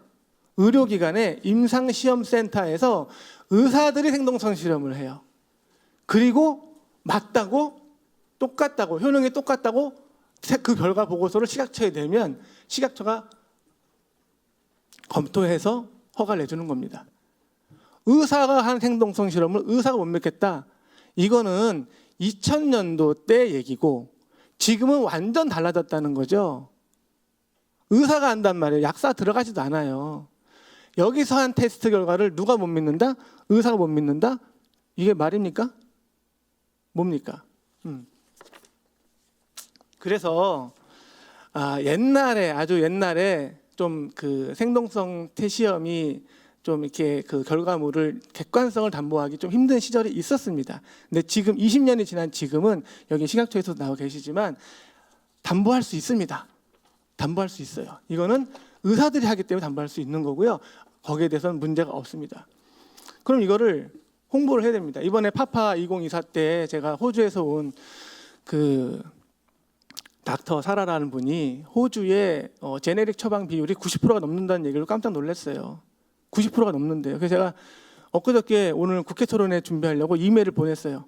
그때 토론회 때 그분이 어떤 말을 했냐면 호주에서는 정부가 이 대체조제를 굉장히 홍보한다는 거예요. 깜짝 놀랐죠. 우리는 사회적 합의가 있기 전까지는 홍보를 안 하는데 거기서는 홍보를 한다는 거예요. 그래서 이메일을 보내서 진짜 하냐? 보내달라 해서 이메일이 왔습니다. 네, 어저께 왔어요. 그래서 급하게 만들어 왔습니다. 여기 패널을 만들어 왔는데 한번 보시죠. 요거부터 먼저 할게요. 맨 위에 있는 이 작은 글씨가 중요해요. Therapeutic Goods Administration. 호주 식약처예요. 가버먼트입니다. 호주 식약처에서 그 사이트에서 홍보하는 내용입니다. 제네릭이 어떤 거냐? 팩트시트, 팩트 체크한 거예요. 팩트 체크. 질문 2개만 크게 뽑아왔습니다. 제네릭 의약품이 효과가 있느냐? 네, 오리지널과 같은 방식으로 작동을 하고 전혀 문제가 없습니다. 그럼 안전하냐? 네, 안전합니다. 요거는 헬스 다이렉트라고 해서 호주에서 호주 정부가 후원하는 의약품 정보 사이트예요. 무료 사이트. 우리나라로 치면 식약처에서 운영하는 의약품 안전나라 포털 사이트인 거죠. 그 사이트에서도 이 제네릭에 대해서 설명을 하고 있습니다. 그래서 뭐 브랜드 네임은 뭐냐 설명을 해주고요. 그 다음에 제네릭 메디케이션이 뭐냐? 이거 똑같은 약이에요. 똑같은 약이라고 설명을 해주고요. 같은 액티브 인그레디언트가 있다. 같은 약이다 하고 해주고요. 그 다음에 그럼 그게 진짜 브랜드 네임만큼 에즈굿 에즈하냐? 똑같이 그 효과가 있느냐? 그렇다. 이렇게 정부에서 대국민 홍보를 하고 이 이유는 한 가지죠. 국가, 의료, 재정 절감. 제네릭을 통해서 엄청난 재정이 절감되고 그로 인해서 보다 많은 국민에게 보다 양질의 서비스를 제공하기 위한 정책적인 홍보를 하고 있다는 겁니다. 실제적으로.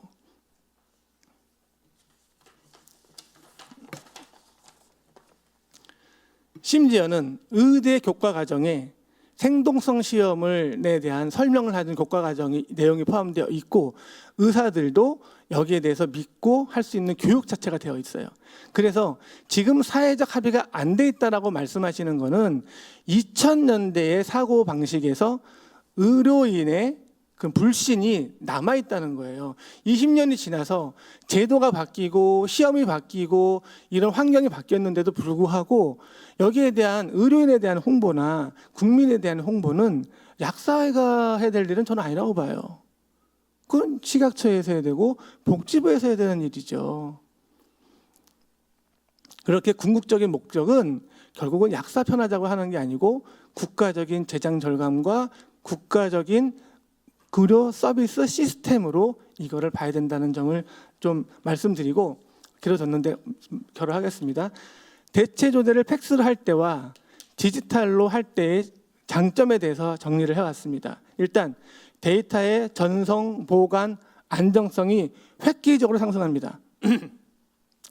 의사협회에서 주장하는 게 이거를 팩스로 하면 뭐 바로 되는데 뭐 다른 걸로 하면 뭐 되게 불안전하다 하는데요. 실제로 디지털라이제이션이 되면 의료인들이 쓰는 EMR, 20년 전에는 EMR 잘 안 썼잖아요. 지금 EMR 다 쓰잖아요. EMR에 바로 이 디지털된 것이 변환돼서 들어갈 수 있습니다. 팩스로 온 거는 따로 저장을 하고 따로 보관을 해야 되잖아요. 환자 차트에 바로 EMR로 대체된 게 들어갈 수 있어요. 그럼 의사는 언제든 조회할 수가 있죠. 훨씬 더 환자 안전에 좋다는 겁니다. 근데 그거를 더 불안하다라고 말하는 건 말도 안 되는 어불성설이고요. 이 데이터가 이 심사평가로 들어온 데이터가 전국적으로 누적이 돼서 대체 조제한 약이 얼마나 되느냐가 통계가 쌓이면 실제로 부작용 보고와 연관시킬 수 있어서 그럼 대체 조제를 했을 때 부작용 아까 의사협회에서 부작용이 우려된다. 그럼 실제로 대체 조제가 이게 디지털라이제이션에 통과가 되면 부작용이 생기는지 안 생기는지 이게 기후인지 아닌지 팩트인지 아닌지가 국가적 통계로 잡힙니다. 그럼 여기에 대해서 국가적으로 시스템으로 알 수 있는 거죠. 디지털라이제이션은 이러자고 하는 거예요. 통계 잡자고 하는 거예요. 팩스로 가면 알 수가 없어요. 팩스 몇 동 간지 알 수가 없습니다. 그래서 이런 점에서 대체 조제 간소화라는 명칭보다는 대체 조제, 통보, 디지털라이제이션, 디지털화 이거는 국가적인 디지털 정보에도 맞고요. 시대의 흐름에도 맞고 이거에 대해서는 기술적인 문제는 저는 없다고 봅니다. 이제는 보다 적극적인 우리의 자세가 필요하다 생각합니다. 감사합니다. 네, 열정적인 토론 감사드립니다. 네. 여러 가지 준비를 해오셔가지고 저희한테 많은 정보를 제공해 주신 것 같습니다. 무엇보다도 이 대체 조제 자체가 약국을 방문한 환자들이 바로 그 자리에서 그죠? 의약품 수급의 불안정을 경험하지 않고 불편함 없이 조제를 할 수 있도록 그 의약품의 접근성 측면에서 중요하다는 말씀은 이제 우리한테도 굉장히 현실적으로 중요한 문제죠. 그래서 다시 한번 짚어주신 것 같고요. 그리고 생물학적 동등성 시험 결과의 공정성에 대해서는 정부의 좀 적극적인 사회적인 홍보가 필요하다는 말씀도 주셨고, 그리고 무엇보다도 대체 조제 결과를 팩스로 알리는 것만은 즉각적으로 빠른 시일 내에 좀 해소하면 좋겠다라는 말씀 주신 것 같습니다. 네, 아주 구체적인 여러 가지 말씀 지적해 주셔서 감사드립니다. 다음으로는 세 번째로 최은택 더보이스 편집국장님의 토론을 듣도록 하겠습니다. 네, 안녕하십니까. 소개받은 최은택입니다. 민필기 부회장님 열변 보니까 대체 조제에 대한 그 한이 좀 서려 있는 것 같습니다. 제가 그 일간신문에 있다가 그 전문 언론으로 옮긴 게 그 2004년 3월 정도였거든요. 그러니까 근데 20년이 지났는데 여전히 이 대체 조제 얘기가 나오고 있다는 게 아마 약사들 입장에서는 굉장히 답답할 것 같습니다. 근데 다행인 거는 이제 국회에서 상당히 민의의 정당인 국회에서 이번에 공감을 해서 이제 적극적으로 제도 개선을 하기 위해서 노력을 하고 있고 법안도 좀 나오고 있죠. 사실 남인순 의원님도 거의 한 5, 6년 전부터 지속적으로 대체조제 활성화 지적을 하셨었고, 그다음에 뭐 서영석 의원님 뭐 다시 어제 법안을 내셔가지고 이제 법안이 3개가 됐는데, 하여튼 적극적인 노력들이 국회에서도 이루어지고 있습니다. 근데 사실 이제 복지부가 적극적으로 하지 않는 것인지는 모르겠지만 아마 뭐 우리 양무정책과 모셨지만 뭐 답답하실 것 같습니다. 왜냐하면 이게 의료계하고 복지부 의정 간에 뭐 의료 대란도 있었지만 그 이전부터 또 그 의정 갈등들이 원체 많다 보니까 보건의료 정책실 안에서는 대체 조제 같은 짜잘한 걸로 괜히 의사들 심기 건들지 마라 뭐 이런 뭐 오도가 있을 수도 있을 것 같아요. 그러다 보니 사실 이게 의료정책실 내에서 양무정책과는 제일 말석 그 과로 볼 수가 있거든요. 뭐 힘이 없죠. 그래서 적극적으로 아마 협의를 하려고 해도 쉽지는 않았을 것 같은 생각은 좀 듭니다. 제가 어쨌든 이제 그 국회에서는 이렇게 적극적으로 지지를 하고 있지만 안타까운 건 이제 환경은 그 이전보다도 더 안 좋아진 것 같습니다. 그 대표적인 부분이 정부 문건에서 일단 대체 조제 부분이 거의 사라졌어요. 2010년도 이때까지만 해도 어쨌든 제도 개선 이런 과제들에 좀 공종 들어가긴 했었는데 지금 거의 찾아볼 수가 없고, 그다음에 공단이나 심사평가원 연구도 과거 한 2010년 이전만 해도 그 재정 절감 방안으로 대체 조제나 성분명 처방과 관련된 연구 용역도 상당히 있었는데 최근 뭐 5, 6년 내에는 그런 연구를 찾아본 적이 없는 것 같아요. 그거 자체가 저희가 이제 언론계에서는 우스갯소리로 복지부에서 금기어 중에 대표적인 게 성분명 처방이다 이제 이런 말이 있는데 아예 언급도 하지 말라 이런 취지죠. 근데 대체 조제도 그런 식으로 이제 사라지고 있는 게 아닌가 뭐 그런 생각이 들어요. 한마디로 이제 환경이 좀 안 좋아졌다라는 거죠. 더구나 이제 우리 민필기 부회장님 말씀하셨지만 의료계 입장 뭐 여전합니다. 근데 제가 이제 간단히 현황을 좀 조사를 해봤는데 올해 1월 기준으로 지금 보험의약품에 등재된 성분수가 4,285개입니다. 이 중에 이제 단독 일품목막 등재되는 성분이 2,479개, 57.9%나 돼요. 그다음에 두세 개 정도가 등재된 게 846개 성분, 19.7%.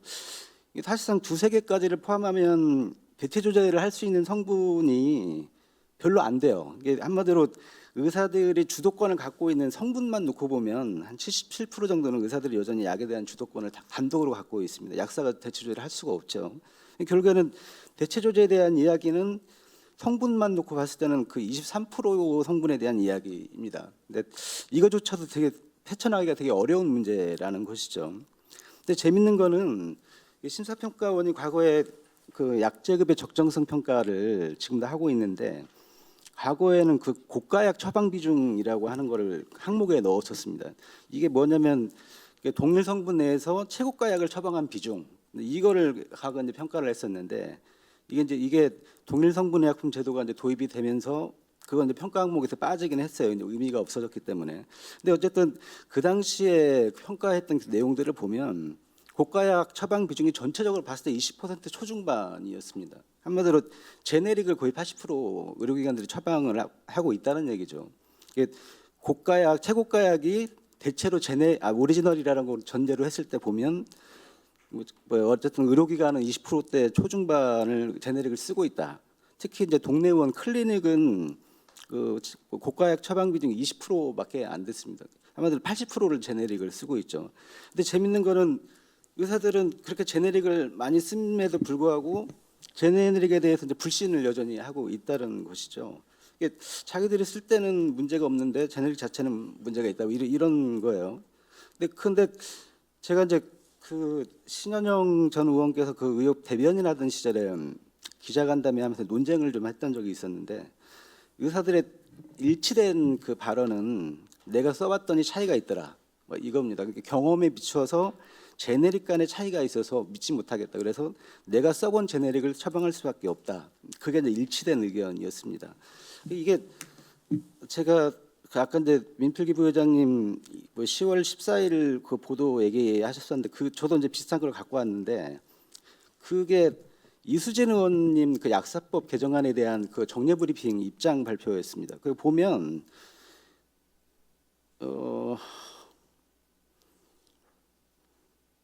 생물학적 동등성 시험을 통과한 동일 성분 약품이라도 제조사와 제조 과정, 원료 첨가물 등의 차이로 인해 안전성, 부작용, 발암물질 포함량 이에서 뭐 차이가 있을 수 있다 품질에. 근데 기본적으로 이런 생각이에요. 그래서 이제 극단적인 수치로 특정 약의 혈중 농도 유사성을 비교해서 특정 약이 80%고 다른 약이 120% 그러면 40% 차이가 나기 때문에 동일하다고 할 수가 없다. 이게 극단적인 수치로 해서 반대 의견을 내죠. 그래서 더 나아가서는 국민 건강을 위해서 또 재정 절감을 위해서 의약품업 재평가하고 국민 선택분업제도 도입을 해야 된다. 한마디로 대체 조제 반대하면서 선택분업 얘기까지 이렇게 하는 거예요. 이게 사실 이게 의협하고 아니 의사들하고 이 대체 조제에 관련된 논의가 어려운 게 이 얘기만 꺼내면 아마 의약분업 재평가 얘기하고 선택분업 얘기하기 때문에 아마 뭐 쉽지 않은 것 같습니다. 어쨌든 그 답답한 그런 부분들이 여전히 좀 있는 것 같습니다. 또 정부 정책 간에도 좀 불일치가 좀 존재하는 게 있습니다. 이게 뭐냐면 우리가 이제 리베이트를 제공한 약제 중에 약제들에 대해서 이제 급여 정지하는 제도가 있는데 급여 정지 대신에 과징금으로 대체하도록 하는 예외적인 그 목록을 갖고 있어요. 그래서 이 약은 뭐 제네릭으로 대체하면 안 되기 때문에 급여에서 빼면 안 돼서 과징금으로 대체하겠다. 뭐 이런 제도가 있는데 이게 뭐였냐면 노바티스의 글리백이 리베이트로 걸려서 급여 정지를 하려고 했더니 환자 단체들이 지금 문제 제기를 했습니다.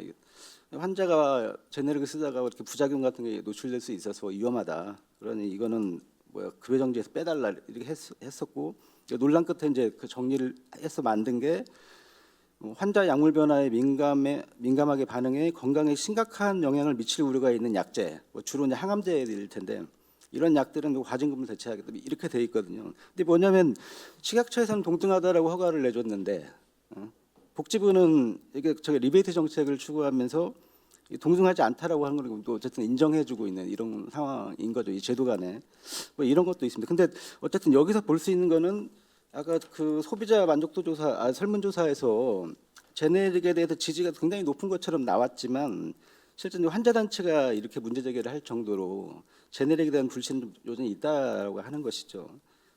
그래서 이제 결론 이제 정책 대한 부분에서 저는 뭐 서동철 소장님 뭐 제안에 전적으로 다 공감을 하는데 뭐 6가지 제안 중에서 그 품질 관리 부분을 이제 6번째로 제시를 했는데 저는 이게 제일 앞으로 가야 된다고 생각해요. 그런 측면에서 품질에 대한 부분이 의료계든 소비자든 이런 것들에서 담보가 되지 않는 이상 한 걸음도 나가기 어려울 것 같다. 그래서 그걸 위해서는 식약처가 적극적으로 이 품질 부분을 어떻게 할지 아마 이제 국회에서도 많이 도와주셔야 될 것 같습니다. 왜냐하면 이게 돈이 좀 많이 들어갈 것 같아서 관련 예산도 좀 많이 해주셔야 될 것 같은데 그래서 돈을 적극적으로 투여해서 이 품질에 관련된 어떤 레퍼런스들을 많이 만들고 국민들하고 소통하고 또 의료계를 설득하고 하는 과정들을 식약처가 적극적으로 해야 되지 않을까 그 생각이 들고 그래서 저는 이 품질 문제가 왜 중요하냐면 아까 유승래 교수께서 환자들이 어떤 비용적인 측면을 고려해서 선택할 필요가 있다 이렇게 말씀을 하셨는데 우리가 그 참조 가격제 논의가 분업 직후에 있다가 지금 아예 논의조차 안 되고 있는 게 제네릭에 대한 불신 부분이 여전히 해소가 안 되고 있어서 그렇거든요. 사실 이게 해소가 된다 그러면 우리가 이제 참조 가격제로 갈 수 있는 문을 열 수가 있고요. 사실 참조 가격제는 잘만 운영하면 뭐 환자나 뭐 보험 재정 그다음에 약사 그다음에 제네릭 사람 육성 뭐 다 도움이 될 수 있습니다. 그래서 당연히 또 참조가격제로 간다는 건 성분명 처방으로 간다는 것이죠. 그래서 품질에 대한 부분이 확실하게 보장이 되고 이런 것들이 참조 가격제를 통해서 소비자들의 어떤 비용 효과적인 의약품 선택 이 부분들로 이어진다라고 한다면 뭐 재정 문제 등 뭐 기타 등등 많은 것들이 달라질 것이라고 생각합니다. 하지만 어쨌든 지금 급선무는 있기 때문에 사업 통보 절차 간소화 이 부분은 당연히 필요하다고 보는데 전체적으로 하기 어렵다고 한다면 지금 대한약사에서 뭐 정책 제안으로 제시했던 것 중에 이제 그 수급 불안정 약제에 대해서라도 성분명을 하던 대체적 활성화를 해달라 이런 게 있었었는데 어쨌든 저는 이제 복지부가 수급 불안정 약제를 뭐 월별이든 뭐 분기별로 지정을 하고 그 일정 기간 이제 업데이트를 해가지고 그런 약제를 어쨌든 지정을 해서 뭐 얘네들만이라도 우선적으로 좀 간소화하는 거 이거를 좀 가져가는 게 어떨까. 그다음에 대체약제 목록 부분은 지금 심사평가원이 어쨌든 대체약제 목록을 운영은 하고 있어요. 대체가능 약제 리스트가 있는데, 근데 어쨌든 아까 그 리베이트 약제에서 과징금 대체약제 한마디로 대체약제를 권고하지 않는 그런 성분이 또 존재한다는 것이죠. 그래서 그것과 이걸 갖다가 합치시키려면 대체약제 목록에 대체약제를 권고하지 않는 성분에 대한 부분도 좀 지적을 할 필요가 있겠다 그런 생각이 됩니다. 근데 이상 마치겠습니다. 네. 토론 감사합니다. 무엇보다도 우리 최은태 기자 그 신문사에 계시다 보니까 전반적으로 그 흐름이나 환경이 오히려 안 좋아졌다. 굉장히 공감이 갔습니다. 최근에 연구가 좀 부족하죠. 정책적인 주목도가 상당히 현재 그때 동일 성분 동일 약가 정책을 실시한 이후부터는 정책적인 주목도가 상당히 낮아져 있는 거가 큰 문제인 것 같습니다. 그래서 그런 점을 잘 지적해 주신 것 같고요. 그리고 무엇보다도 주목할 만한 것이 품질 관리의 중요성은 사실 우리가 이 이름을 바꿔가지고 새로운 정책을 이제 대국민하고 의사한테 호소한다고 할 때 무엇보다도 이 제일 앞에 나가야 되는 거는 이제 품질 관리 부분 아닌가 싶습니다. 그 부분이 해소되지 않으면 왜냐하면 우리나라의 또 그 대체조제 역사도 생물학적 동등성 역사도 있기 때문에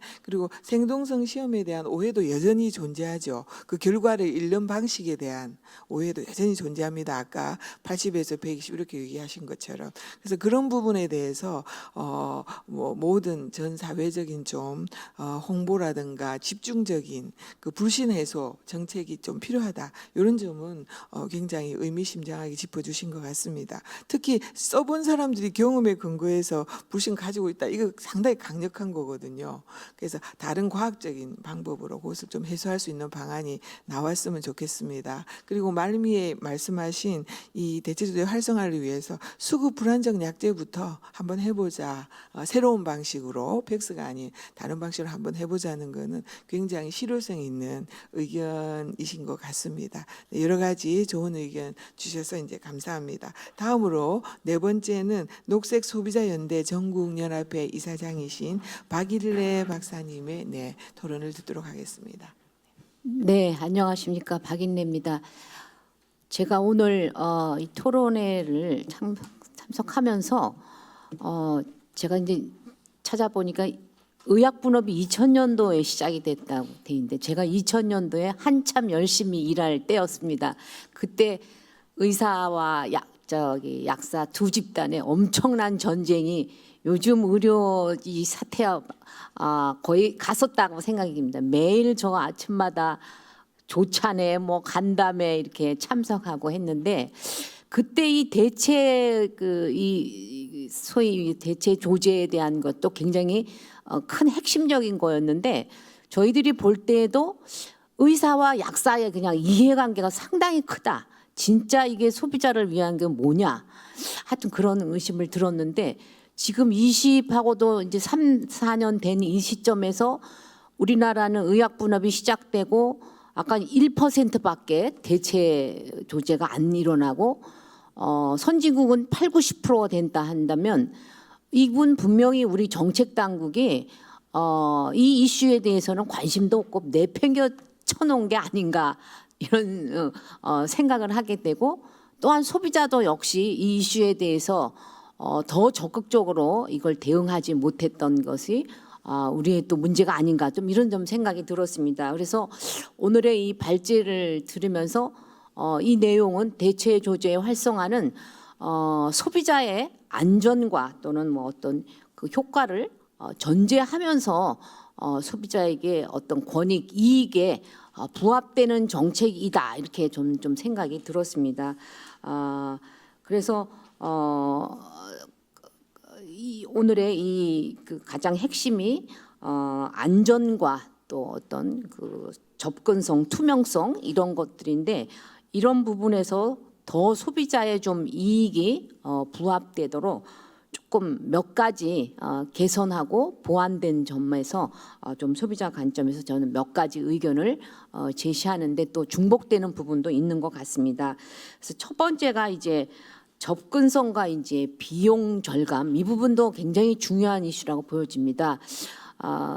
소비자들이 아직은 우리가 가격에 대한 전 민감성이 있다고 보여지고 특히 우리 경우 만성 환자의 경우에 질환자의 경우 약가에 대한 이 그 민감도가 높다라고 생각하면서 지금도 여러 몇 가지 인센티브 제도가 있지만 이게 제대로 작동이 안 된다 했고 그리고 실제로 소비자에게 주는 이 인센티브 소위 약가로서의 어떤 보상 아까 그 본인 부담금 제도도 좀 말씀을 하셨고 했는데 아무튼 어떤 방법이든 간에 이 제네릭을 사용함으로써 소비자가 안전과 어떤 효과도 물론 있으면서 가격에 대한 어떤 그 저렴한 이런 효과도 있다라는 것을 확실하게 좀 전달하는 것이 굉장히 중요하고 이를 그 추진하는 정책이 필요하다 좀 생각이 듭니다.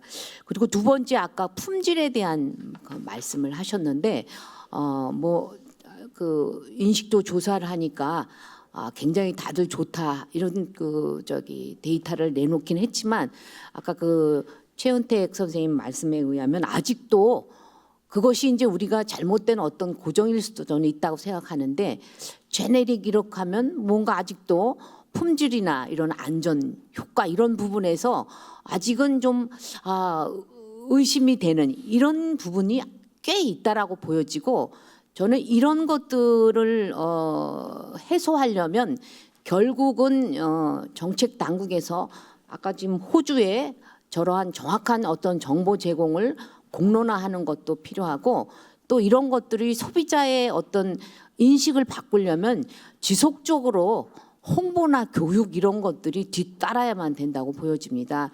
이게 단시간 내에 이루어지는 것이 아니고 그래서 제가 항상 저한테 우리 서동철 교수님이 소비자로서 참석을 요청을 이제 해주셨는데 결국은 이 소비자 굉장히 중요한 주체가 아닙니까? 실은 뭐 소비자이긴 하지만 그래서 이러한 그 역할들을 소비자의 인식을 바꾸고 이런 것들이 이제 캠페인과 어떤 교육으로 갈 수 있도록 이런 그 협력 관계들이 굉장히 중요하다 좀 그런 생각을 했습니다. 그리고 세 번째는 그 의사소통과 이제 투명성 이런 부분에 있어서 지금 여기 팩스 이 얘기를 하는 거는 너무 제가 어떻게 보면 지엽적이다. 그냥 그 소비자들이 이해하기 쉽도록 예를 낸 게 아닌가 좀 그런 생각이 드는데 이걸 뭐 당장이라도 해결할 수 있는 부분이 아닌가 좀 이런 생각이 들면서 그러면 소비자에게는 어떻게 이거를 좀 알리느냐 이런 것들에 좀 고민이 필요하다고 저는 생각이 들어요. 대체 조제하면 처방자 의사한테만 연락하는 지금 이 시스템에서 소비자는 어떻게 보면 공식적으로는 좀 배제가 된 게 아닌가 이렇게 생각하면서 소비자의 알림 시스템도 마련하는 것이 좀 필요하겠다.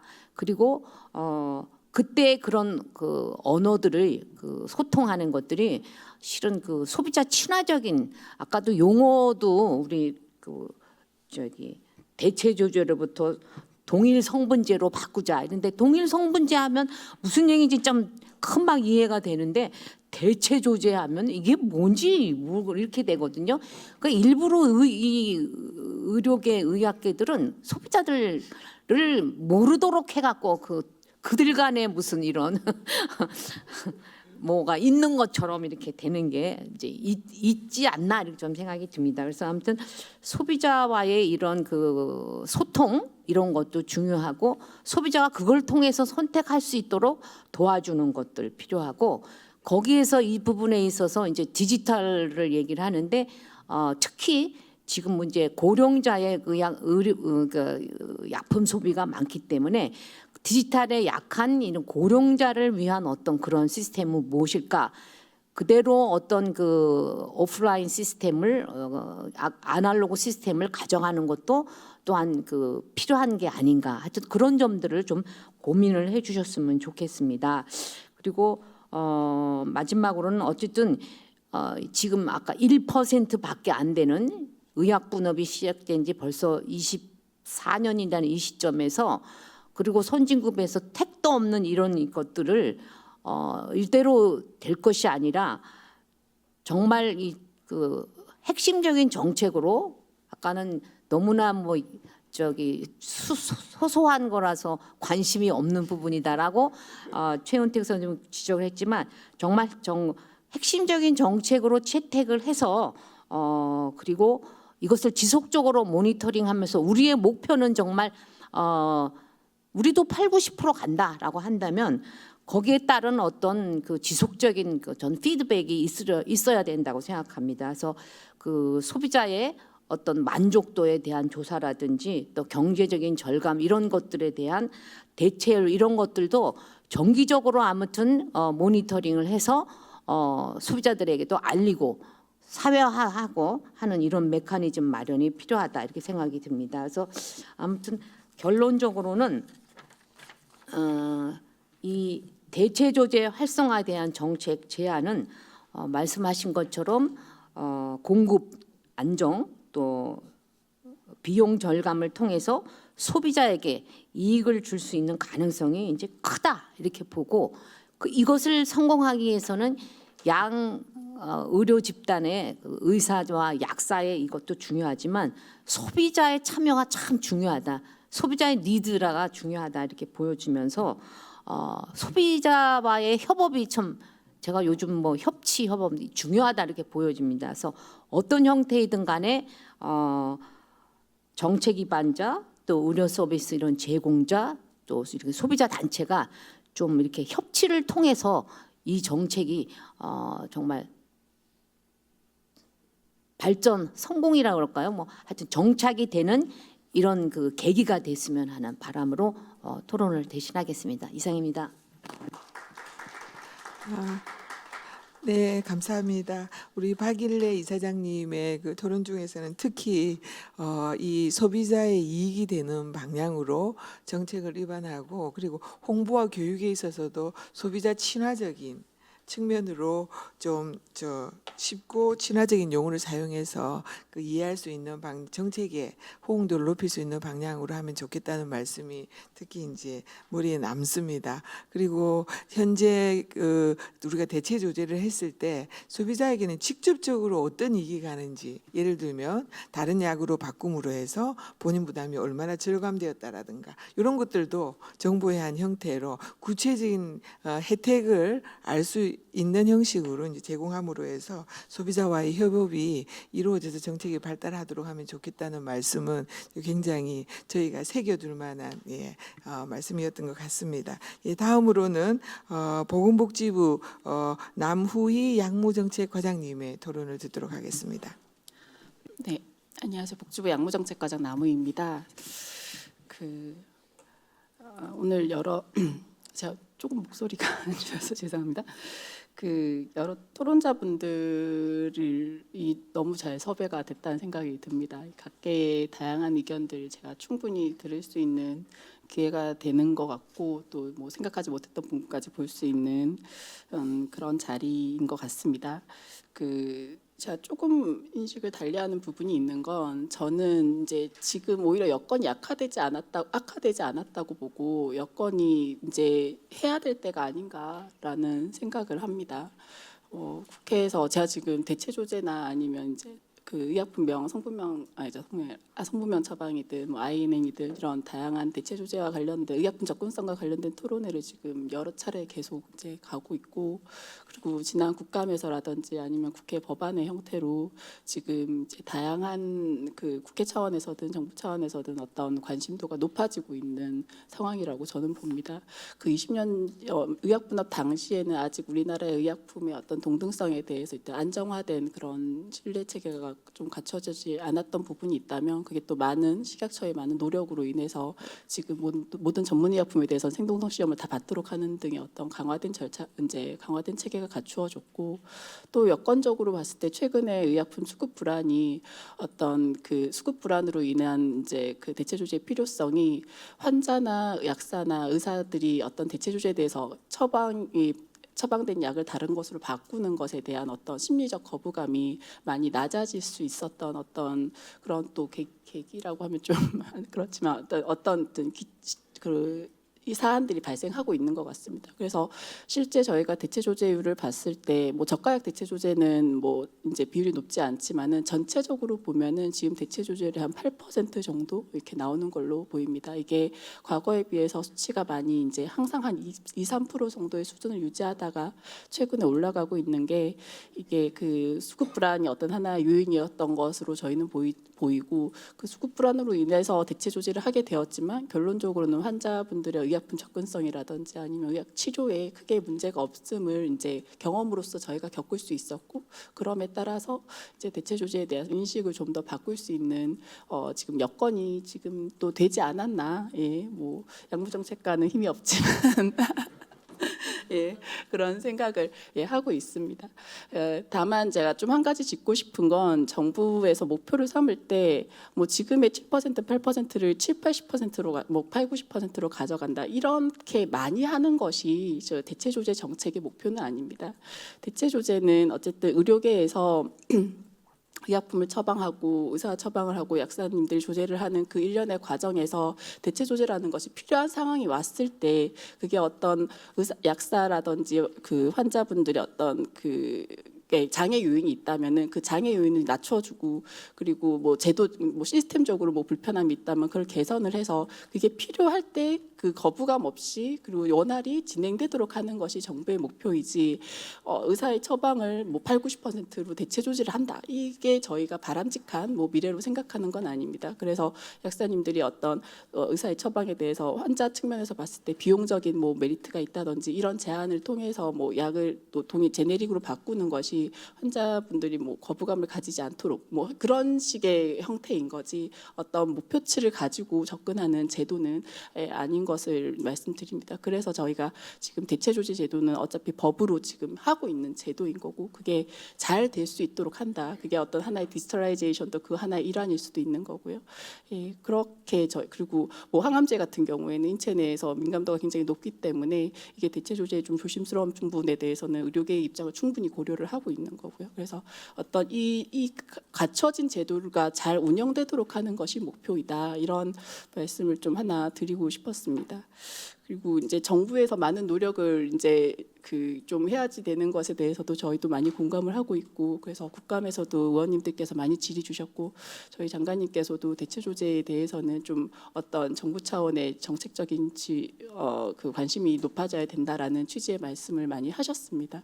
그래서 지금 뭐 말씀 주셨던 이제 뭐 그 제네릭 의약품의 동등성이라든지 의약품 안전성에 대해서는 뭐 식약처에서도 또 설명을 주실 거라고 생각을 하고, 어떤 시스템이라든지 통보라든지 아니면 소비자의 어떤 인식이라든지 이런 부분에 있어서 정부가 그 역할을 해야 되는 게 있을 걸로 보고, 거기에 대해서는 저희도 실무적으로 좀 열심히 좀 노력을 하고 준비를 하고 있습니다. 네, 이상 제 발표를 마치도록 하겠습니다.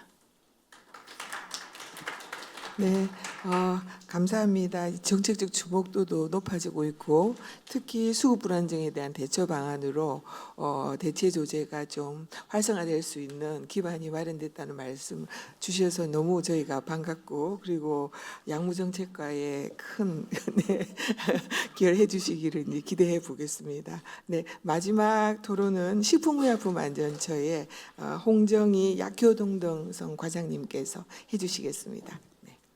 네, 안녕하십니까. 식약처 약효 동등성과 홍정입니다. 모든 분이 아시겠지만 식약처는 이제 의약품의 허가를 담당하고 있는 기관이고요. 그래서 이제 진입 규제를 하고 있는 부서인데, 지금은 이제 뭐 신약이나 제네릭이나 뭐 다 같이 허가를 하고 있고, 그게 생물학적 동등성 시험을 제외하고는 신약과 다른 게 하나도 없습니다. 그 품질을 동일하게 가져가기 위해서 저희가 지속적으로 노력을 했고, 지금은 주요 선진국 의약과도 같은 기준을 적용해서 지금 허가를 하고 있습니다. 그래서 이제 생동의 역사를 보면 저희가 이제 88년도부터 생동제도를 도입을 했고 그게 지금 이제 한 50년의 역사를 가지면서 주요 선진 국가의 수준이 동일하게 되어 있고 그거에 맞춰서 저희가 허가를 하고 있습니다. 그래서 지금 뭐 저희 규정에 뭐 제네릭이라고 따로 용어를 정하고 있지는 않지만 이미 허가받은 의약품 오리지널과 동일한 성분, 그다음에 이제 제형 이것이 이제 동일한 경우에 제조사가 이제 GMP 하에서 만들어서 저희한테 지정된 의료기관에서 시험을 하고 지정된 분석기관에서 분석을 해서 그 결과 보고서를 저희한테 허가할 때 제출하고 있고요. 그게 이제 오리지널 의약품과 동등하다고 아까 이제 말씀해주신 이제 80에서 125% 범위 내에 들면 저희가 이제 동등하다고 판단을 하고 이제 허가를 하고 있습니다. 이 기준은 이제 국내 우리나라만의 기준은 아니고요. 미국이나 유럽이나 일본이나 모두 동일한 기준을 가지고 이제 허가를 하고 있습니다. 그래서 크게 이제 그 제도의 차이나 이런 것 때문에 문제가 될 우려는 전혀 없다고 보고 있고요. 그다음에 이제 또 하나는 이제 허가를 진입을 규제를 하고 그것들이 이제 품질 항상성을 유지하기 위해서 똑같이 신약과 제네릭이 똑같이 변경 관리를 하고 있습니다. 그래서 그 품질을 유지하기 위해서 지속적으로 노력하고 있고 지금은 이제 거시적인 모든 제도는 이제 동일하다고 보고 있고요. 다만 이제 미세적으로 봤을 때 지금 이제 뭐 저희가 이제 그 개인적으로 느끼고 있는 사용자와 그것을 묻고 있는 이제 환자들이 느끼고 있는 그런 인식의 차이는 있지만 실제적으로는 그것이 이제 차이가 있다라는 거는 이제 증거가 없기 때문에 실제로는 저희가 그 차이를 그 차이를 일으키는 원인들을 저희가 찾아서 분석하기는 지금은 어려운 상황이지만 어쨌든 저희가 확인이 되는 대로 동일하게 가져가려고 노력을 지속적으로 하고 있습니다. 네. 감사합니다. 네. 네. 감사합니다. 저도 코로나 때 무슨 제네릭 가가지고 보니까 그 사이에 저희가 가지고 있던 많은 오해가 불식되고 얼마나 그 업무가 선진화되었나 그리고 국제적인 기준에 비교도 해보고 그런 계기를 가졌는데 우리 저기 의사 선생님이나 저기 약사님들도 마찬가지고 국민 모두는 그 인식의 변화는 갑자기 오는 건 아니잖아요. 아니어가지고 여전히 굉장히 그 과학적인 지식에 기반해서 홍보가 이루어져야 된다라는 것을 이제 다시 한번 더 이제 부탁을 드리고 싶습니다. 특히 오늘날 우리나라의 제약 산업을 이까지 끌고 오고 수급을 해결해 온 것은 사실 제네릭 회사들이거든요. 그 제네릭 회사들의 수준이 어디까지 올라갔고 또 수출이 이루어지고 그리고 다른 나라에서 쓰고 뭐 이런 것들을 통해 가지고 적극적으로 앞으로도 제네릭 안전성에 대해서 품질에 대해서도 더 노력해 주시고 많은 홍보를 해주시기를 이제 부탁을 드리면서 이제 6분의 토론을 모두 다 이제 들었습니다. 이번 토론이 대체 조직 활성화하고 장기적으로 볼 때 건강보험 재정 안정화를 위해서 상당히 실효성 있고 좋은 토론들이 많이 나온 것 같습니다. 특히 이제 이 토론 자리에 되게 바쁘신 가운데에도 저희 장종태 의원님께서 계속 자리를 함께 해주셔가지고 이제 너무너무 감사드리고 구체적인 의견들을 저희가 곧 제도 개선이 이루어지겠구나 이런 기대를 한번 해보게 됐습니다. 혹시 지금 플로어에 계신 분들 중에서 발표하고 토론에 대해서 질문이나 의견 있으시면 한 분 정도 지금 시간상으로 봐서 한 분 정도 듣도록 하겠습니다. 네, 소속하고 이제 성함 말씀하고 이야기해 주십시오. 네, 대한약사회 한가편 부회장입니다.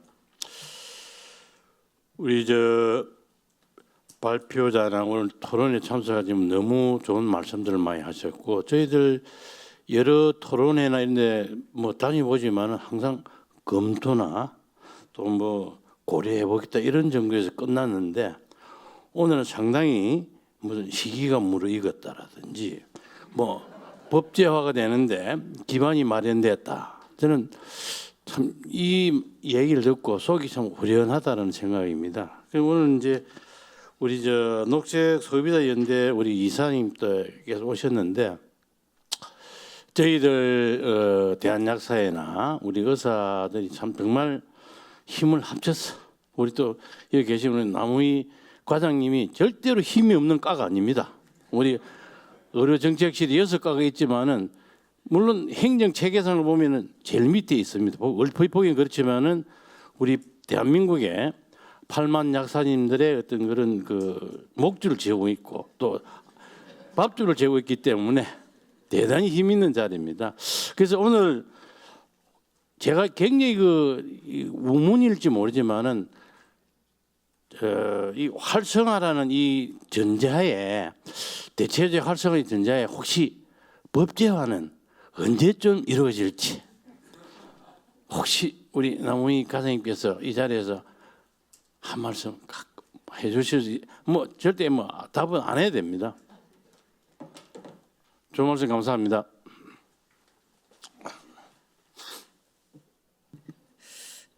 예, 공무원한테 제일 하기 어려운 질문을 주셔가지고 시기를 딱 저도 그래서 제가 뭐 답변 이렇게 시원하게 말씀드릴 수는 없지만 하여간 뭐 정부에서 이걸 뭐 어떤 지금 이걸 뭐 묵혀두고 있는 그런 형태는 아닙니다. 그래서 저희가 실무적으로 지금 대안을 계속 모색하고 있고 다만 뭐 좀 예산이라든지 아니면 시스템을 갖춘다든지 이걸 어떤 형태로 하는 게 좋을지에 대해서 좀 고민하고 정말 구체적인 고민을 하고 있습니다. 그래서 저도 조만간 좋은 소식을 드리겠다라고 말하고 싶은데 아직 그렇게는 말씀드릴 수는 없지만 하여간 구체적인 검토를 하고 있는 단계다 이렇게 말씀드리고 싶습니다. 네. 저희들 우리 약사회를 대신해서 박수 한번 드리겠습니다. 네. 의원님 말씀하십시오. 네. 사실 저는 지방 행정을 좀 오랫동안 하다가 국회는 이번에 지금 첫 진출입니다. 그래서 자치단체장을 이렇게 하면서 지금 의약사 단체라고 하면 의사, 약사, 뭐 간호사, 뭐 해가지고 뭐 한의사 이런 식으로 해서 자치단체장으로서 늘 이제 교감을 갖고 상호 협조 방안 뭐 이런 것들을 같이 논의하면서 잘 지내왔는데 사실 이 주제를 가지고 얘기할 때 이 대체조례의 이 문제는 이건 상당히 중요한 문제구나. 나는 이제 일선에 있을 때는 자치단체 할 때는 전혀 느끼지 못했던 건데 여기 와서 이 얘기를 들으면서 굉장히 중요한 문제구나. 그리고 그걸 조금 뜯어 보니까 지금 건보 재정에 지금 안정화도 기여할 수가 있고 또 이것은 환자들을 위해서도 환자들의 자유로운 선택권을 좀 넓혀주고 보장한다는 측면에서도 참 바람직하고 또 의사들이나 우리 또 약사들 간의 그 어떤 대체조제에 따른 어떤 결과를 보고하고 하는 것도 뭐 서로가 조금 고쳐나가면은 전혀 부담을 주는 데가 없고 어떤 것을 하면 어떤 데는 이제 불리기 가고 막 이렇게 갖고 첨예하게 갈등을 빚으면은 일을 처리하기가 어렵지만 이 사항은 갈등을 빚어야 될 사항이 별로 없는 것으로 이렇게 비춰지고 있어서 저도 이 문제는 앞으로 제가 의정 활동을 하면서 좀 해야 될 일이 좀 있겠다 하는 생각을 좀 해보게 됐는데 우선 하나 조금 여쭤보고 싶은 것은 지금 이제 우리가 지금 21세기 첨단 시대를 살아가고 있는데 그 대체 조제를 했을 때 결과를 팩스로 해야 된다 아니면 전화로만 해야 된다 이게 그것이 꼭 그걸 그렇게 주장해야 될 상황인가 얼마나 빠르고 또 동시에 정확하게 이렇게 의사소통이 될 수 있는 전자 시스템이 이렇게 작동되고 있는 이 시대에 살고 있기 때문에 이런 부분에 대해서는 뭐 조금 논란이 없다고 하면 좀 빨리 좀 하는 것이 좋지 않겠나 하는 생각이 드는데 이거 누구한테 여쭤봐야 되나요? 우리 남우희 과장한테 물어봐야 되나?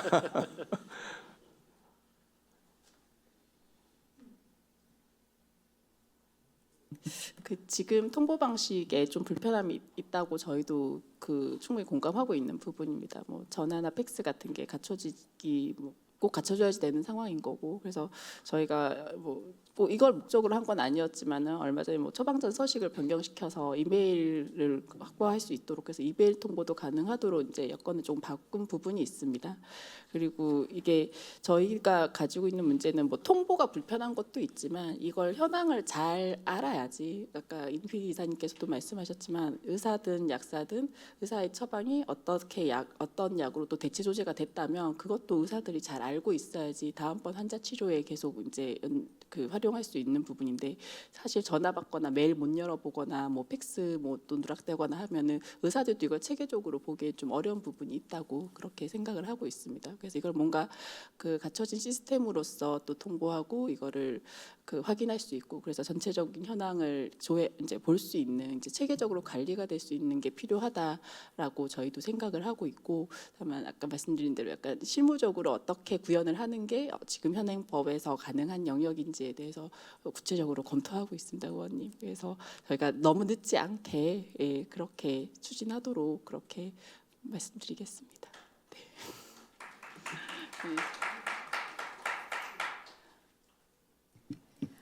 네, 대한약사회 부회장 최미영입니다.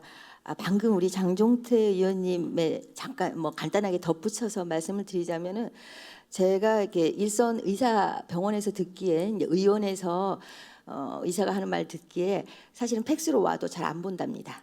많이 쌓이고 잘 안 보고 이제 잘 전달이 안 되고, 어떤 의사는 보내지 말라고도 한답니다.